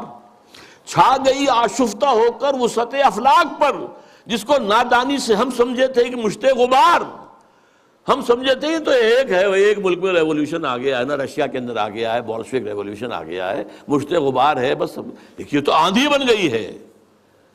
چھا گئی آشفتہ ہو کر وسعت افلاک پر، وہ پوری دنیا میں گلوب کے اندر جا رہی ہے. ہمارا نظام، ہمارا جو یہ سرمایہ دارانہ نظام ہے تو ختم ہو جائے گا، تباہ و برباد ہو جائے گی. فتنہ فردا کی ہیبت کا یہ عالم ہے. کیا اب دیکھیے ہیبت کا لفظ، یہ جو میں نے آپ کو بتایا ہے، اقبال کے سامنے وہ نقشہ نہیں تھا، لیکن میں نے جو آپ کو بتایا ہے کہ جس طریقے سے کہ ویسٹرن بلاک کانپ رہا تھا کہ رشیا اور اس کا جو یہ نظام ہے اس تیزی کے ساتھ بڑھ رہا ہے، تو ہمارے قدم تو نہیں جم سکتے اس کے مقابلے میں. فتنہ فردا کی ہیبت کا یہ عالم ہے کہ آج کانپتے ہیں کوہسارو مرغزارو جوئے بار. میرے آقا وہ جہاں زیر و زبر ہونے کو ہے، جس جہاں کا ہے فقط تیری سیادت پر مدار. حضرت ابلیس ذرا غور کیجئے. اب وہ جہان جو ہم نے بنایا تھا، باطل جہان، ظالم جہان، باطل اور ظالم نظام، اس وقت سب کے سب جو ہے اس کے تارو پود بکھر جائیں گے. اب یہ آخری خطاب ہے، یہ ابلیس کا ہے. پھر وہ اپنے اسی لاف زنی کے انداز میں آغاز فرماتے ہیں، ہے میرے دست تصرف میں جہان رنگ و بو. یہ جہان رنگ و بو جو ہے، یہ عالم ارضی، یہ میرے دست تصرف میں ہے، میرے قدرت میں ہے. میری فوجیں ہیں، میرے کارندے ہیں، میرے چیلے ہیں، میرے شاگرد ہیں، میرے ایجنٹ ہیں. یہ سب کے سب ہیں جو اس وقت کنٹرول کر رہے ہیں کائنات کو. کیا زمین، کیا مہرما، کیا آسمان تو نہ صرف زمین بلکہ آسمان بھی میرے قبضے میں ہے. میں نے جب گرما دیا اقوام یورپ کا لہو، دیکھ لیں گے اپنی آنکھوں سے تماشا شرق و غرب و شرق. میں نے جب گرما دیا اقوام یورپ کا لہو. اب یہ اقوام یورپ کا لہو گرم ہوا ہے ورلڈ وار نمبر 2. یہ جنگ کن کے مابین تھی؟ اقوام غربی کا تھا. یورپ میں ہوئی، کروڑوں انسان قتل ہوئے. اور اب ورلڈ وار 3 از ان دی آفنگ، سر پر لٹکی ہوئی ہے. کچھ ٹائم فیکٹر کی بات ہے، کتنا وقت لگے. یہ میرا مستقل موضوع ہے جس پر میری گفتگویں ہوتی رہتی ہیں، اس وقت وقت نہیں ہوں گا زیادہ، لیکن بہرحال وہ سر پہ ٹنگی ہوئی تلوار کے مانند ہے. دیکھ لیں گے اپنی آنکھوں سے تماشا غرب و شرق، میں نے جب گرما دیا اقوام یورپ کا لہو. سب کو دیوانہ بنا سکتی ہے میری کیا امامان سیاست، کیا کلیسا کے شیوخ. سب کو دیوانہ بنا سکتی ہے میری ایک ہو. کارگاہ شیشہ جو ناداں سمجھتا ہے اسے توڑ کر دیکھے تو اس تہذیب کے جام و صبو. ذرا دیکھے تو صحیح، اس تہذیب کو کون توڑ سکتا ہے؟ اس کے جام و صبو کون توڑ سکتا ہے؟ آئے کوئی میدان میں توڑے اسے. وہ تہذیب جس کا اس وقت کے دہائی دے رہا ہے Bush our way of life, our civilization. یہ اسلامک فنڈامنٹلزم سے اس کو خطرہ ہے. our way of life. یہی فرعون نے کہا تھا اپنے درباریوں سے کہ یہ جو موسیٰ اور ہارون دو آ گئے ہیں یذهبا بطریقتکم المثلی، تمہاری آئیڈیل تہذیب کو ختم کرنے کے درپے ہیں، یہ تمہارے نظام کو ختم کر دیں گے. آج وہی بات جو ہے بش کہہ رہا ہے. ہماری اس تہذیب کے توڑ کر دیکھیں تو اس تہذیب کے جام و سبو دست فطرت نے کیا ہے جن غریبانوں کو چاک، مزدکی منطق کی سوزن سے نہیں ہوتے رفو. اب یہ بہت عمدہ شعر ہے کہ اللہ تعالیٰ نے جو خالق ہے انسان کا امتیازات اس نے رکھ دیے ہیں اس کی سرشت کے اندر. میں لفظ فطرت استعمال نہیں کر رہا ہوں، یہ دو الفاظ علیحدہ ہیں. سرشت، سرشتن گودنا، یہ جو ہماری جو اینیمل انسٹنکٹس ہیں وہ سرشت ہے. جو ہمارے اندر جو روحانی تقاضے ہیں وہ ہماری فطرت ہے. فطرت اللہ التی فطر الناس علیہا، اس کی تو نسبت جو ہے ذات باری تعالیٰ کے ساتھ ہے. وَنَفَخْتُ فِيهِ مِن روحی. لیکن انسان کی سرشت کے اندر ظاہر بات ہے، جینز کے اندر کہہ لیجیے آج کی اصطلاح میں فرق تو ہے. کوئی زیادہ ذہین پیدا ہوتا ہے، کوئی غبی ہے. کوئی زیادہ جسمانی صحت والے جینز لے کر آتا ہے، کوئی بنیادی طور پر ایسے جینز لے کر آ رہا ہے کہ بیمار ہو رہا ہے، اور بیماری بھی ایسی جو لا علاج ہے. تو یہ تو فرق اور امتیاز تو رہے گا. تو یہ کوئی مزدکی منطق جو ہے مساوات جس طرح کی اس نے تصور دیکھا تھا، اس کی سوزن، اس کی سوئی سے یہ غریبان چاک ہونے والے نہیں ہیں. اسلام نے بھی ان کو ختم نہیں کیا ہے، ان کو ایک حد میں لایا ہے. زیادہ گیپ نہ ہو جائے. ابھی ایک علیحدہ موضوع ہو جائے گا اسلام کا معاشی نظام کیا ہے. اس نے دو چیزوں کو زنجیر، دو جنوں کو زنجیر ڈال دی ہے، سود اور جوا، اور دو مزید جنسی جذبات کو بھڑکان کر کوئی آمدنی اور منشیات کو فروغ دے کر آمدنی. چار چیزیں نکال دیجئے تو ویسٹرن کیپٹلزم اسلامی نظام بن جائے گا. Private ownership, private enterprise, personal initiative, demand and supply, hire and fire, یہ سارے اصول جو ہیں، مارکیٹ اکانومی، یہ سب اسلام میں بھی ہے. بس یہ ہے کہ یہ سود کے ذریعے سے یہ جو سرمایہ کاری ہے یہ سرمایہ داری بن جاتی ہے. جیسے وہ آکاش بیل ہوتی ہے درخت کے اوپر چھا گئی اور اس پورے درخت کی جو جتنی بھی اس کے اندر توانائی تھی کھینچ لیا اس کو، اس نے وہ پھر سرمایہ داری بن جاتی. جوا، سٹاک ایکسچینج، ایک ہینڈل جو ہے ادھر سے ادھر کیا اور کریش ہو رہا ہے، مارکیٹ کریش ہو رہی ہے، بلینز اینڈ بلینز گون، اور وہ صرف ایک لیور کو کھینچنے کی بات ہے. یہ ساری چیزیں آپ کے علم میں ہیں. دست فطرت نے کیا ہے جن غریبانوں کو چاک، مزدکی منطق کی سوزن سے نہیں ہوتے رفو. کب ڈرا سکتے ہیں مجھ کو اشتراکی کوچہ گرد، یعنی تم جن سے گھبرا رہے ہو یہ مجھے تو نہیں ڈرا سکتے، مجھے ان سے کوئی خوف نہیں. یہ پریشاں روزگار آشفتہ مغز آشفتہ ہوں، یہ تو دیوانے قسم کے کچھ لوگ ہیں، ان کے خیالات بھی دیوانگی کے ہیں. ہے اگر کوئی خطر مجھ کو تو اس امت سے ہے. یہ ہے اب کلائمیکس اس کا، جس کی خاکستر میں ہے اب تک شرار آرزو. بہت اہم ہیں یہ الفاظ، اگرچہ دنیا میں ابھی کہیں اسلامی نظام موجود نہیں ہے. we have to admit. دنیا کہتی ہے اسلامی نظام، بھائی کتاب میں ہے، اس میں پڑھ لو یہ نظام ہے. وہ کہتے دکھاؤ کہیں، نہیں، سوری، کہیں نہیں ہے، کہیں آثار بھی نہیں ہے ابھی تک، تو کم سے کم نظر تو نہیں آ رہے. لیکن اس کی نگاہ دیکھ رہی تھی جبریل، اس ابلیس کی 80 برس پہلے، اور آج وہی ویژن ویسٹ کو حاصل ہو چکا ہے.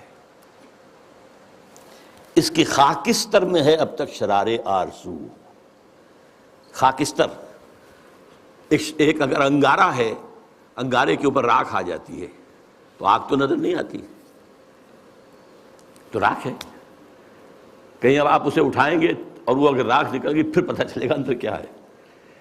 یہ وہ دیکھ رہا ہے اس امت کی خاکستر میں شرار آرزو موجود ہے اگر مجھ کو خطر کوئی تو اس امت سے ہے جس کی خاکستر میں ہے اب تک شرار آرزو۔ یہ شرار آرزو پیدا کب ہوا یہ بھی سمجھ لیجئے۔ ویسٹرن کلونیلزم کا بستر جب طے ہوا، وہ نئی بساط بچھانی ہے اس کے بعد ہی، جیسے ہی ویسٹرن کلونیلزم گیا ہے ورلڈ بینک صاحب تشریف لے آئے، اسی وقت قائم ہوئے ہیں مالیاتی استعمار کا آغاز۔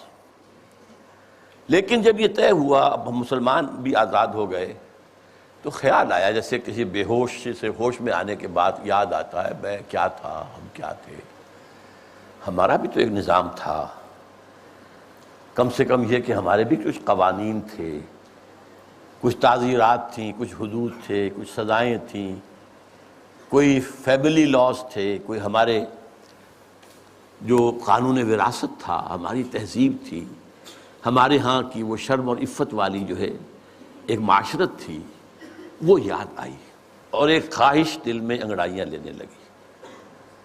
And this was a universal phenomenon from Indonesia till Mauritania. مسجوبی پارٹی، جماعت اسلامی، خاکسار، اسلام کے غلبے کے لیے، فدائیین ایران میں، مسجوبی پارٹی انڈونیشیا میں، الاخوان المسلمون مصر میں، عباد الرحمن لبنان میں، سعید نورسی ترکی میں، وغیرہ وغیرہ وغیرہ، یہ سب تحریک ایک ہے۔ نعیم صدیقی مرحوم نے ایک نظم بھی کہی تھی، مجھے اب وہ یاد تو نہیں ہے ایک ہی جذبہ، کہیں اونچا کہیں مدھم، یہ ایک ہی جذبہ ہے، یہ سارا کا سارا، نام اور ہے، وہ اخوان ہے، یہ جماعت اسلامی ہے، یہ خاکسار ہیں، خاکسار بھی ایک وقت میں بڑے زور شور سے اٹھے تھے۔ بہرحال یہ جذبہ جو ہے اس وقت سے ہے، لیکن افسوس یہ جذبہ دو چیزوں میں ٹھوکر کھا گیا۔ ایک تو اس نے یہ سپوز کر لیا جب ہم مسلمان ہیں تو ایمان تو ہمارے اندر ہے، بس یہ سب سے بڑی غلط، ایمان نہیں ہے بھائی، یہ ایک موروثی عقیدہ ہے، اٹس ناٹ ایمان۔ ایمان وہ ہوتا ہے جو پرسنل کنوکشن کی شکل اختیار کرے، یقین پیدا کر ہے، ناداں یقین سے ہاتھ آتی ہے وہ درویشی کے جس کے سامنے جھکتی ہے فغفوری۔ You start with this that we are Muslims, so that we are Momins۔ اب بس صرف عمارت بنانی ہے، اللہ غلط۔ اصل میں تو ایمان کی دوبارہ تجدید بنیاد ہے اس کام کی۔ اور نمبر دو یہ کہ انہوں نے سوچا کہ دنیا میں اور جس طریقے سے چیزیں چلتی ہیں ایسے ہی ہم بھی کہیں الیکشن میں حصہ لے کر لیں، کہیں کچھ اور کام کر لیں، کہیں کوئی فوجی بغاوت سے کر لیں۔ نہیں بھائی، اس سے نہیں ہوگا، اس کا طریقہ وہی ہوگا جو محمد الرسول اللہ کا تھا صلی اللہ علیہ وسلم۔ پوری انسانی زندگی میں ایک ہی مرتبہ، اور تمام انبیاء اور رسول کی جماعت میں سے صرف ایک ہی شخص کے ہاتھوں وہ انقلاب برپا ہوا تھا اور کسی کے ہاتھوں نہیں ہوا، اور وہ ہے محمد صلی اللہ علیہ وسلم۔ وہی اول وہی آخر، اور اب بھی ہونا ہے، یہ صحیح ہے۔ ابلیس بھی ٹھیک دیکھ رہا ہے، اور علامہ اقبال نے بھی ٹھیک دیکھا، اور آج بش بھی ٹھیک دیکھ رہا ہے، بلیر اس کا چھوٹا بھائی بھی دیکھ رہا ہے۔ وہ چونکہ اس نے کہا، بلیر نے، جو خلافت کا نام لے وہ فنڈامنٹلسٹ ہے، وہ ٹیررسٹ ہے، اور بش نے تو کہہ دیا، یہ کسی مسلمان کو تو میرے علم کی حد تک تو یہ خیال بھی نہیں آیا تھا کہ یہ تو اسپین سے لے کر اور انڈونیشیا تک خلافت قائم کرنا چاہتے ہیں۔ اسپین کا لفظ میں نے تو آج تک نہیں سنا تھا، لیکن خوف دیکھیے، ہیبت، فتنہ فردا کی ہیبت کا یہ عالم ہے کہ آج وہ جو کانپ رہے ہیں کہ یہ خلافت کا نظام نہ آ جائے کہیں۔ تو وہ خاکستر میں شرار آرزو ہے، اندیشہ یہی ہے کہ کہیں یہ بڑھ کر کوئی بہت بڑے طوفان کی شکل اختیار نہ کر لے۔ کرتے ہیں اشک سحر گاہی سے جو ظالم وضو، خال خال اس قوم میں اب تک نظر آتے ہیں وہ، کرتے ہیں اشک سحر گاہی سے جو ظالم وضو، جانتا ہے جس پہ روشن باطن ایام ہے، مصدقیت فتنہ فردہ نہیں اسلام ہے۔ اب مجھے ذرا جلدی کرنی ہے، وقت بہت ختم ہو رہا ہے۔ دیکھیے اب حقیقت بھی نہیں، اس امت کی حالت کیا ہے اس وقت۔ جانتا ہوں میں یہ امت حامل قرآن نہیں، جانتا ہوں میں یہ امت حامل قرآن نہیں، ہے وہی سرمایہ داری بندہ مومن کا دین۔ Very better 100% correct. دولت پرستی، مادہ پرستی، یہ ہر ایک کے اندر پلی ہوئی ہے، رگوں کے اندر، دلوں کی گہرائیوں میں اتری ہوئی ہے. جانتا ہوں میں کہ مشرق کی اندھیری رات میں بے ید بیضا ہے پیران حرم کی آستین. پیران حرم جو بیٹھے ہوئے ہیں، وہ جو صوفی و ملا، جو اس کو پہلے کہہ چکا ہے، صوفی ملا ملوکیت کے بندے ہیں تمام، ان کی آستین میں ید بیضا نہیں ہے. حضرت موسیٰ کے آستین میں سے ہاتھ نکلتا تھا تو وہ چمکتا ہوا ہوتا تھا، دمکتا ہوا سورج کی طرح. وہ نہیں ہے. بے ید بیضا ہے پیران حرم کی آستین، عصر حاضر کے تقاضاؤں سے ہے لیکن یہ خوف ہو نہ جائے آشکارا شرع پیغمبر کہیں. یہ اہم ترین شعر ہے اس نظم کا. میں نے آپ سے کہا تھا اقبال کے وہ دو اشعار، ہر کجا بینی جہان رنگ و بو، کہ از خاکش بروید آرزو، یا ز نور مصطفیٰ اورا بہاست، یا ہنوز اندر تلاش مصطفیٰ است. یہ جو ڈائلیکٹیکل پروسیس چل رہا ہے ہسٹری کا، یہ اصل میں کیا جا رہا ہے؟ ایک چیز پیدا ہوئی، اس کا رد عمل پیدا ہوا، اس کے بعد ان دونوں میں تصادم ہوا، پھر دونوں سے ایک مل کر جل کر ایک نظام وجود میں آ گیا. پھر اس کے اندر جو خرابی ہے وہ ظاہر ہوئی، اس نے اپنے رد عمل کو جنم دیا. Thesis, antithesis, synthesis. یہ سنتھیسس پھر تھیسس بن گیا، پھر اینٹی تھیسس، پھر سنتھیسس. واقعہ یہ ہے کہ نوع انسانی رفتہ رفتہ جا رہی ہے اس ڈائلیکٹیکل پروسیس کے تحت بھی اسی نظام کی طرف جو محمد نے عطا کیا صلی اللہ علیہ وسلم. وہ کہتا ہے اس سے خوف ہے، امت میں دم نہیں ہے. اس کا قول ہے یہ، اللہ کرے گا اس امت میں جہاں پیدا ہو جائے گی. لیکن کہہ وہی رہا کہ میں جانتا ہوں میں یہ امت حامل قرآن نہیں ہے، وہی سرمایہ داری بندہ مومن کا دین. جانتا ہوں میں کہ مشرق کی اندھیری رات میں بے ید بیضا ہے پیران حرم کی آستین، عصر حاضر کے تقاضاؤں سے ہے لیکن یہ خوف. دیکھیے ملوکیت، امپیریلزم، شہنشاہیت کے جواب میں، رد عمل میں انقلاب آیا فرانس کا، جمہوریت آ گئی. جمہوریت چونکہ اللہ کی ہدایت سے تو مستفید نہیں ہے، یہ تو مادہ، اندھا مادہ جو ہے وہ ایکشن ریئیکشن پیدا کر رہا ہے. اس کے اندر وہ جو دولت پرستی تھی، سود رہا، پھر انڈسٹریل ریولوشن آ گیا تو وہ سرمایہ داری بن گئی. ایک لعنت سے چھٹکارا پایا، دوسری لعنت میں گرفتار. فیوڈل لارڈ سے آزاد ہوئے، کارخانے دار اس کے غلام ہو گئے. اس کے رد عمل میں کمیونزم آیا، ایک پارٹی ڈکٹیٹرشپ آ گئی. اب وہ بھی ختم ہوا، اب کہاں آئے گا؟ اب انسان دو راہ پر کھڑا ہے، کہاں جائے گا؟ فوکویاما کہتا ہے اینڈ آف ہسٹری. تاریخ انسانی کے اندر جو سب سے اونچا مقام ہو سکتا تھا ہم حاصل کر چکے. کمیونزم کا خاتمہ ہو گیا، اب کوئی نظام ہمارے مد مقابل آ ہی نہیں سکتا. اس کا ایک جواب لکھا ہے تو ہمارے پاکستان کے ہی عابد اللہ جان، اینڈ آف ہسٹری کی جواب میں اینڈ آف ڈیموکریسی کتاب لکھی ہے. مغربی جمہوریت ختم ہو گئی ہے، مغربی جمہوریت ختم ہو گئی ہے. اس کے دلائل، اس کے شواہد تفصیل کے ساتھ اس کی کتاب کو پڑھی. اور اب اسلام جو آئے گا، سنتھیسس ہوگا، اب وہ ہوگا اسلامی جمہوریت، اسلامی سوشلزم. سوشلزم میں جو خیر تھا وہ بھی اسلام کے اندر ہے. خیر یہی تھا نا کہ ہر ایک کے لیے بنیادی ضروریات جو ہے فراہم کر دی جائیں. یہ تو اسلام میں ہے. ہم نے نہیں کیا تو ہم مجرم ہم ہیں. اسکینڈینیوین سوشلزم اپنی ٹاپ کے اوپر کھڑا ہوا ہے، لیکن اسلام کا سوشلزم اس سے کہیں آگے جائے گا.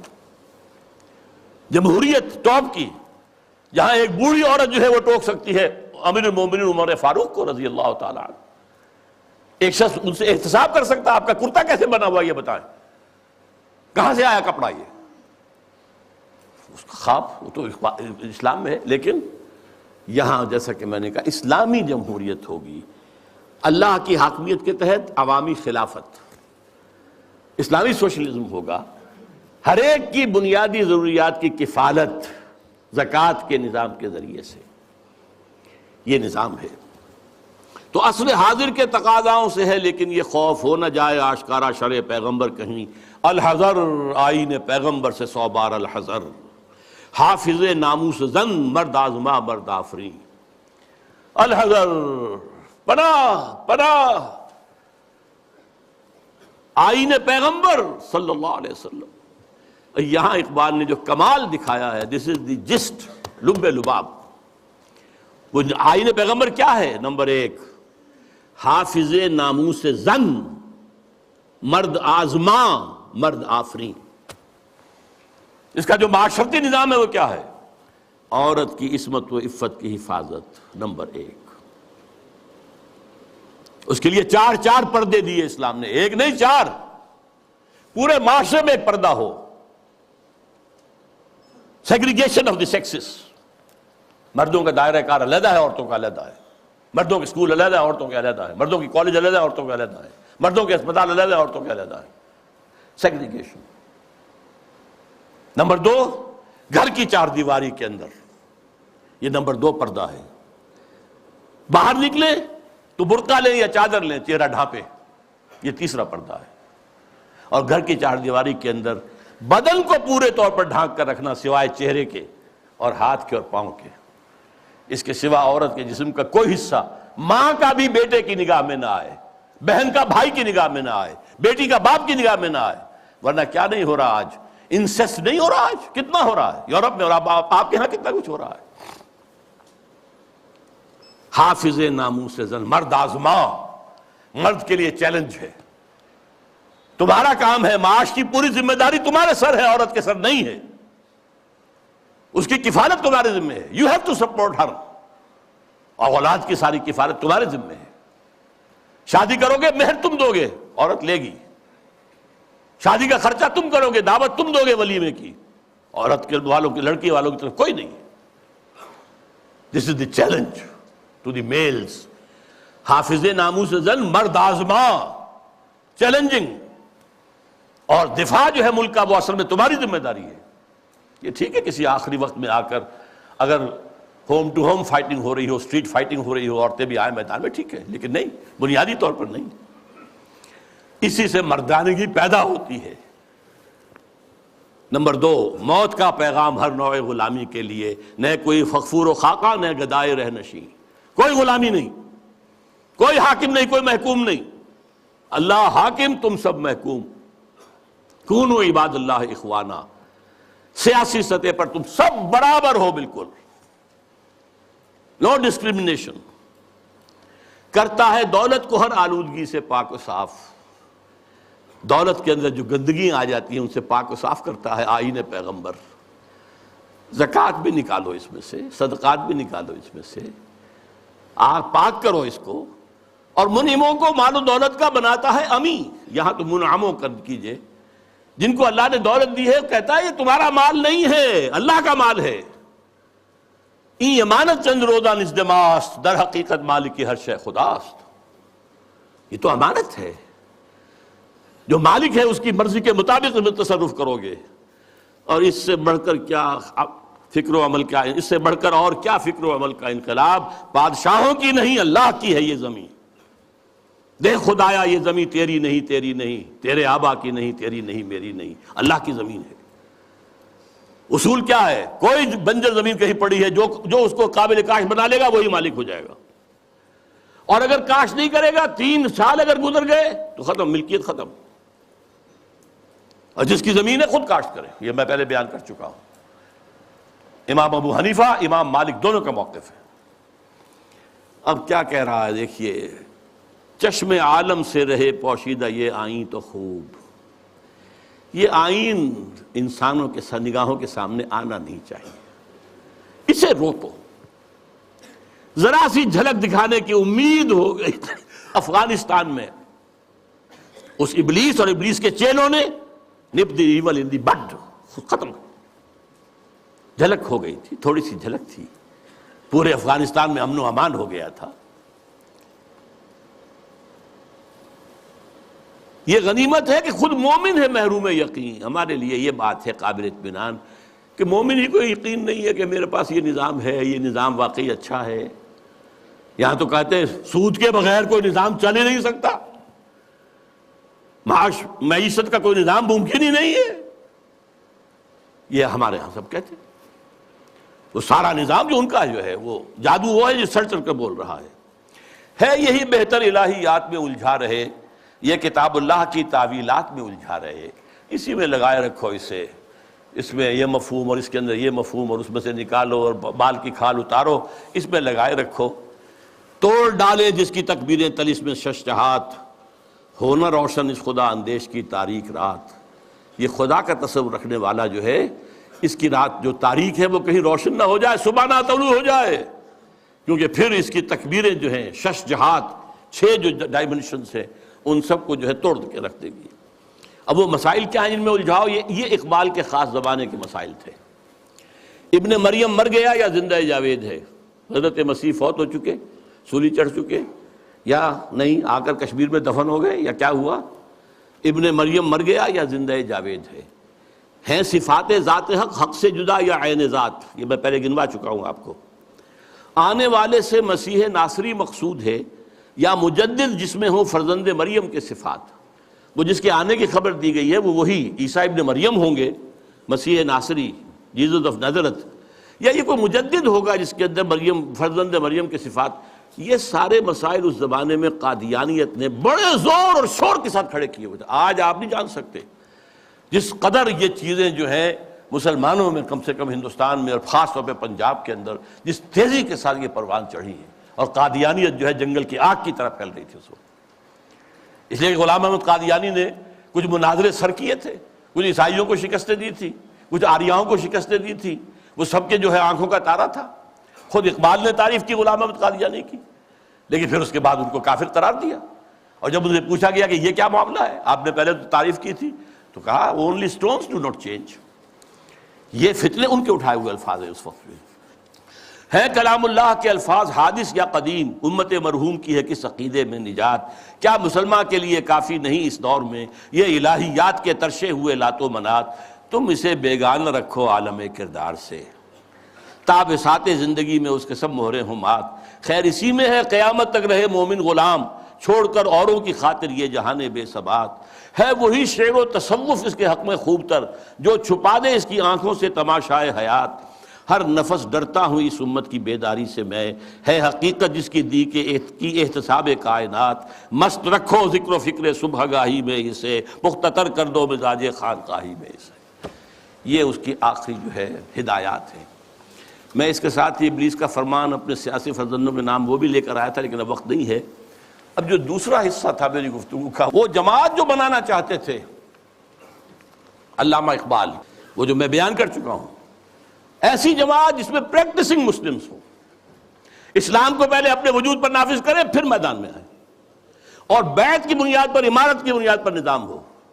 یہ الیکشن کے ہنگامے جو ہیں، جس کو اقبال نے کہا ہے کہ یہ کھیل جو ہے، یہ سارا جو انتخابات وغیرہ کا ہے، اس سب سے ہٹ کر ایک انقلابی جد و جہد جو ماخوذ اور مبنی ہوگی منہج انقلاب محمدی پر صلی اللہ علیہ وسلم، جس طریقے سے حضور نے کیا ہے، اس کے مطابق انقلابی جد و جہد کا برپا کرنا، یہ ہے اصل میں وہ ضرورت جس کے تحت بہرحال ہم اپنی سی کوشش کر رہے ہیں. آپ بھی سوچئے، غور کیجئے، فکر کیجئے. اللہ تعالیٰ مجھے اور آپ کو خیر کی توفیق دے. اقول قولی ھذا واستغفر اللہ لی ولکم ولسائر المسلمین والمسلمات.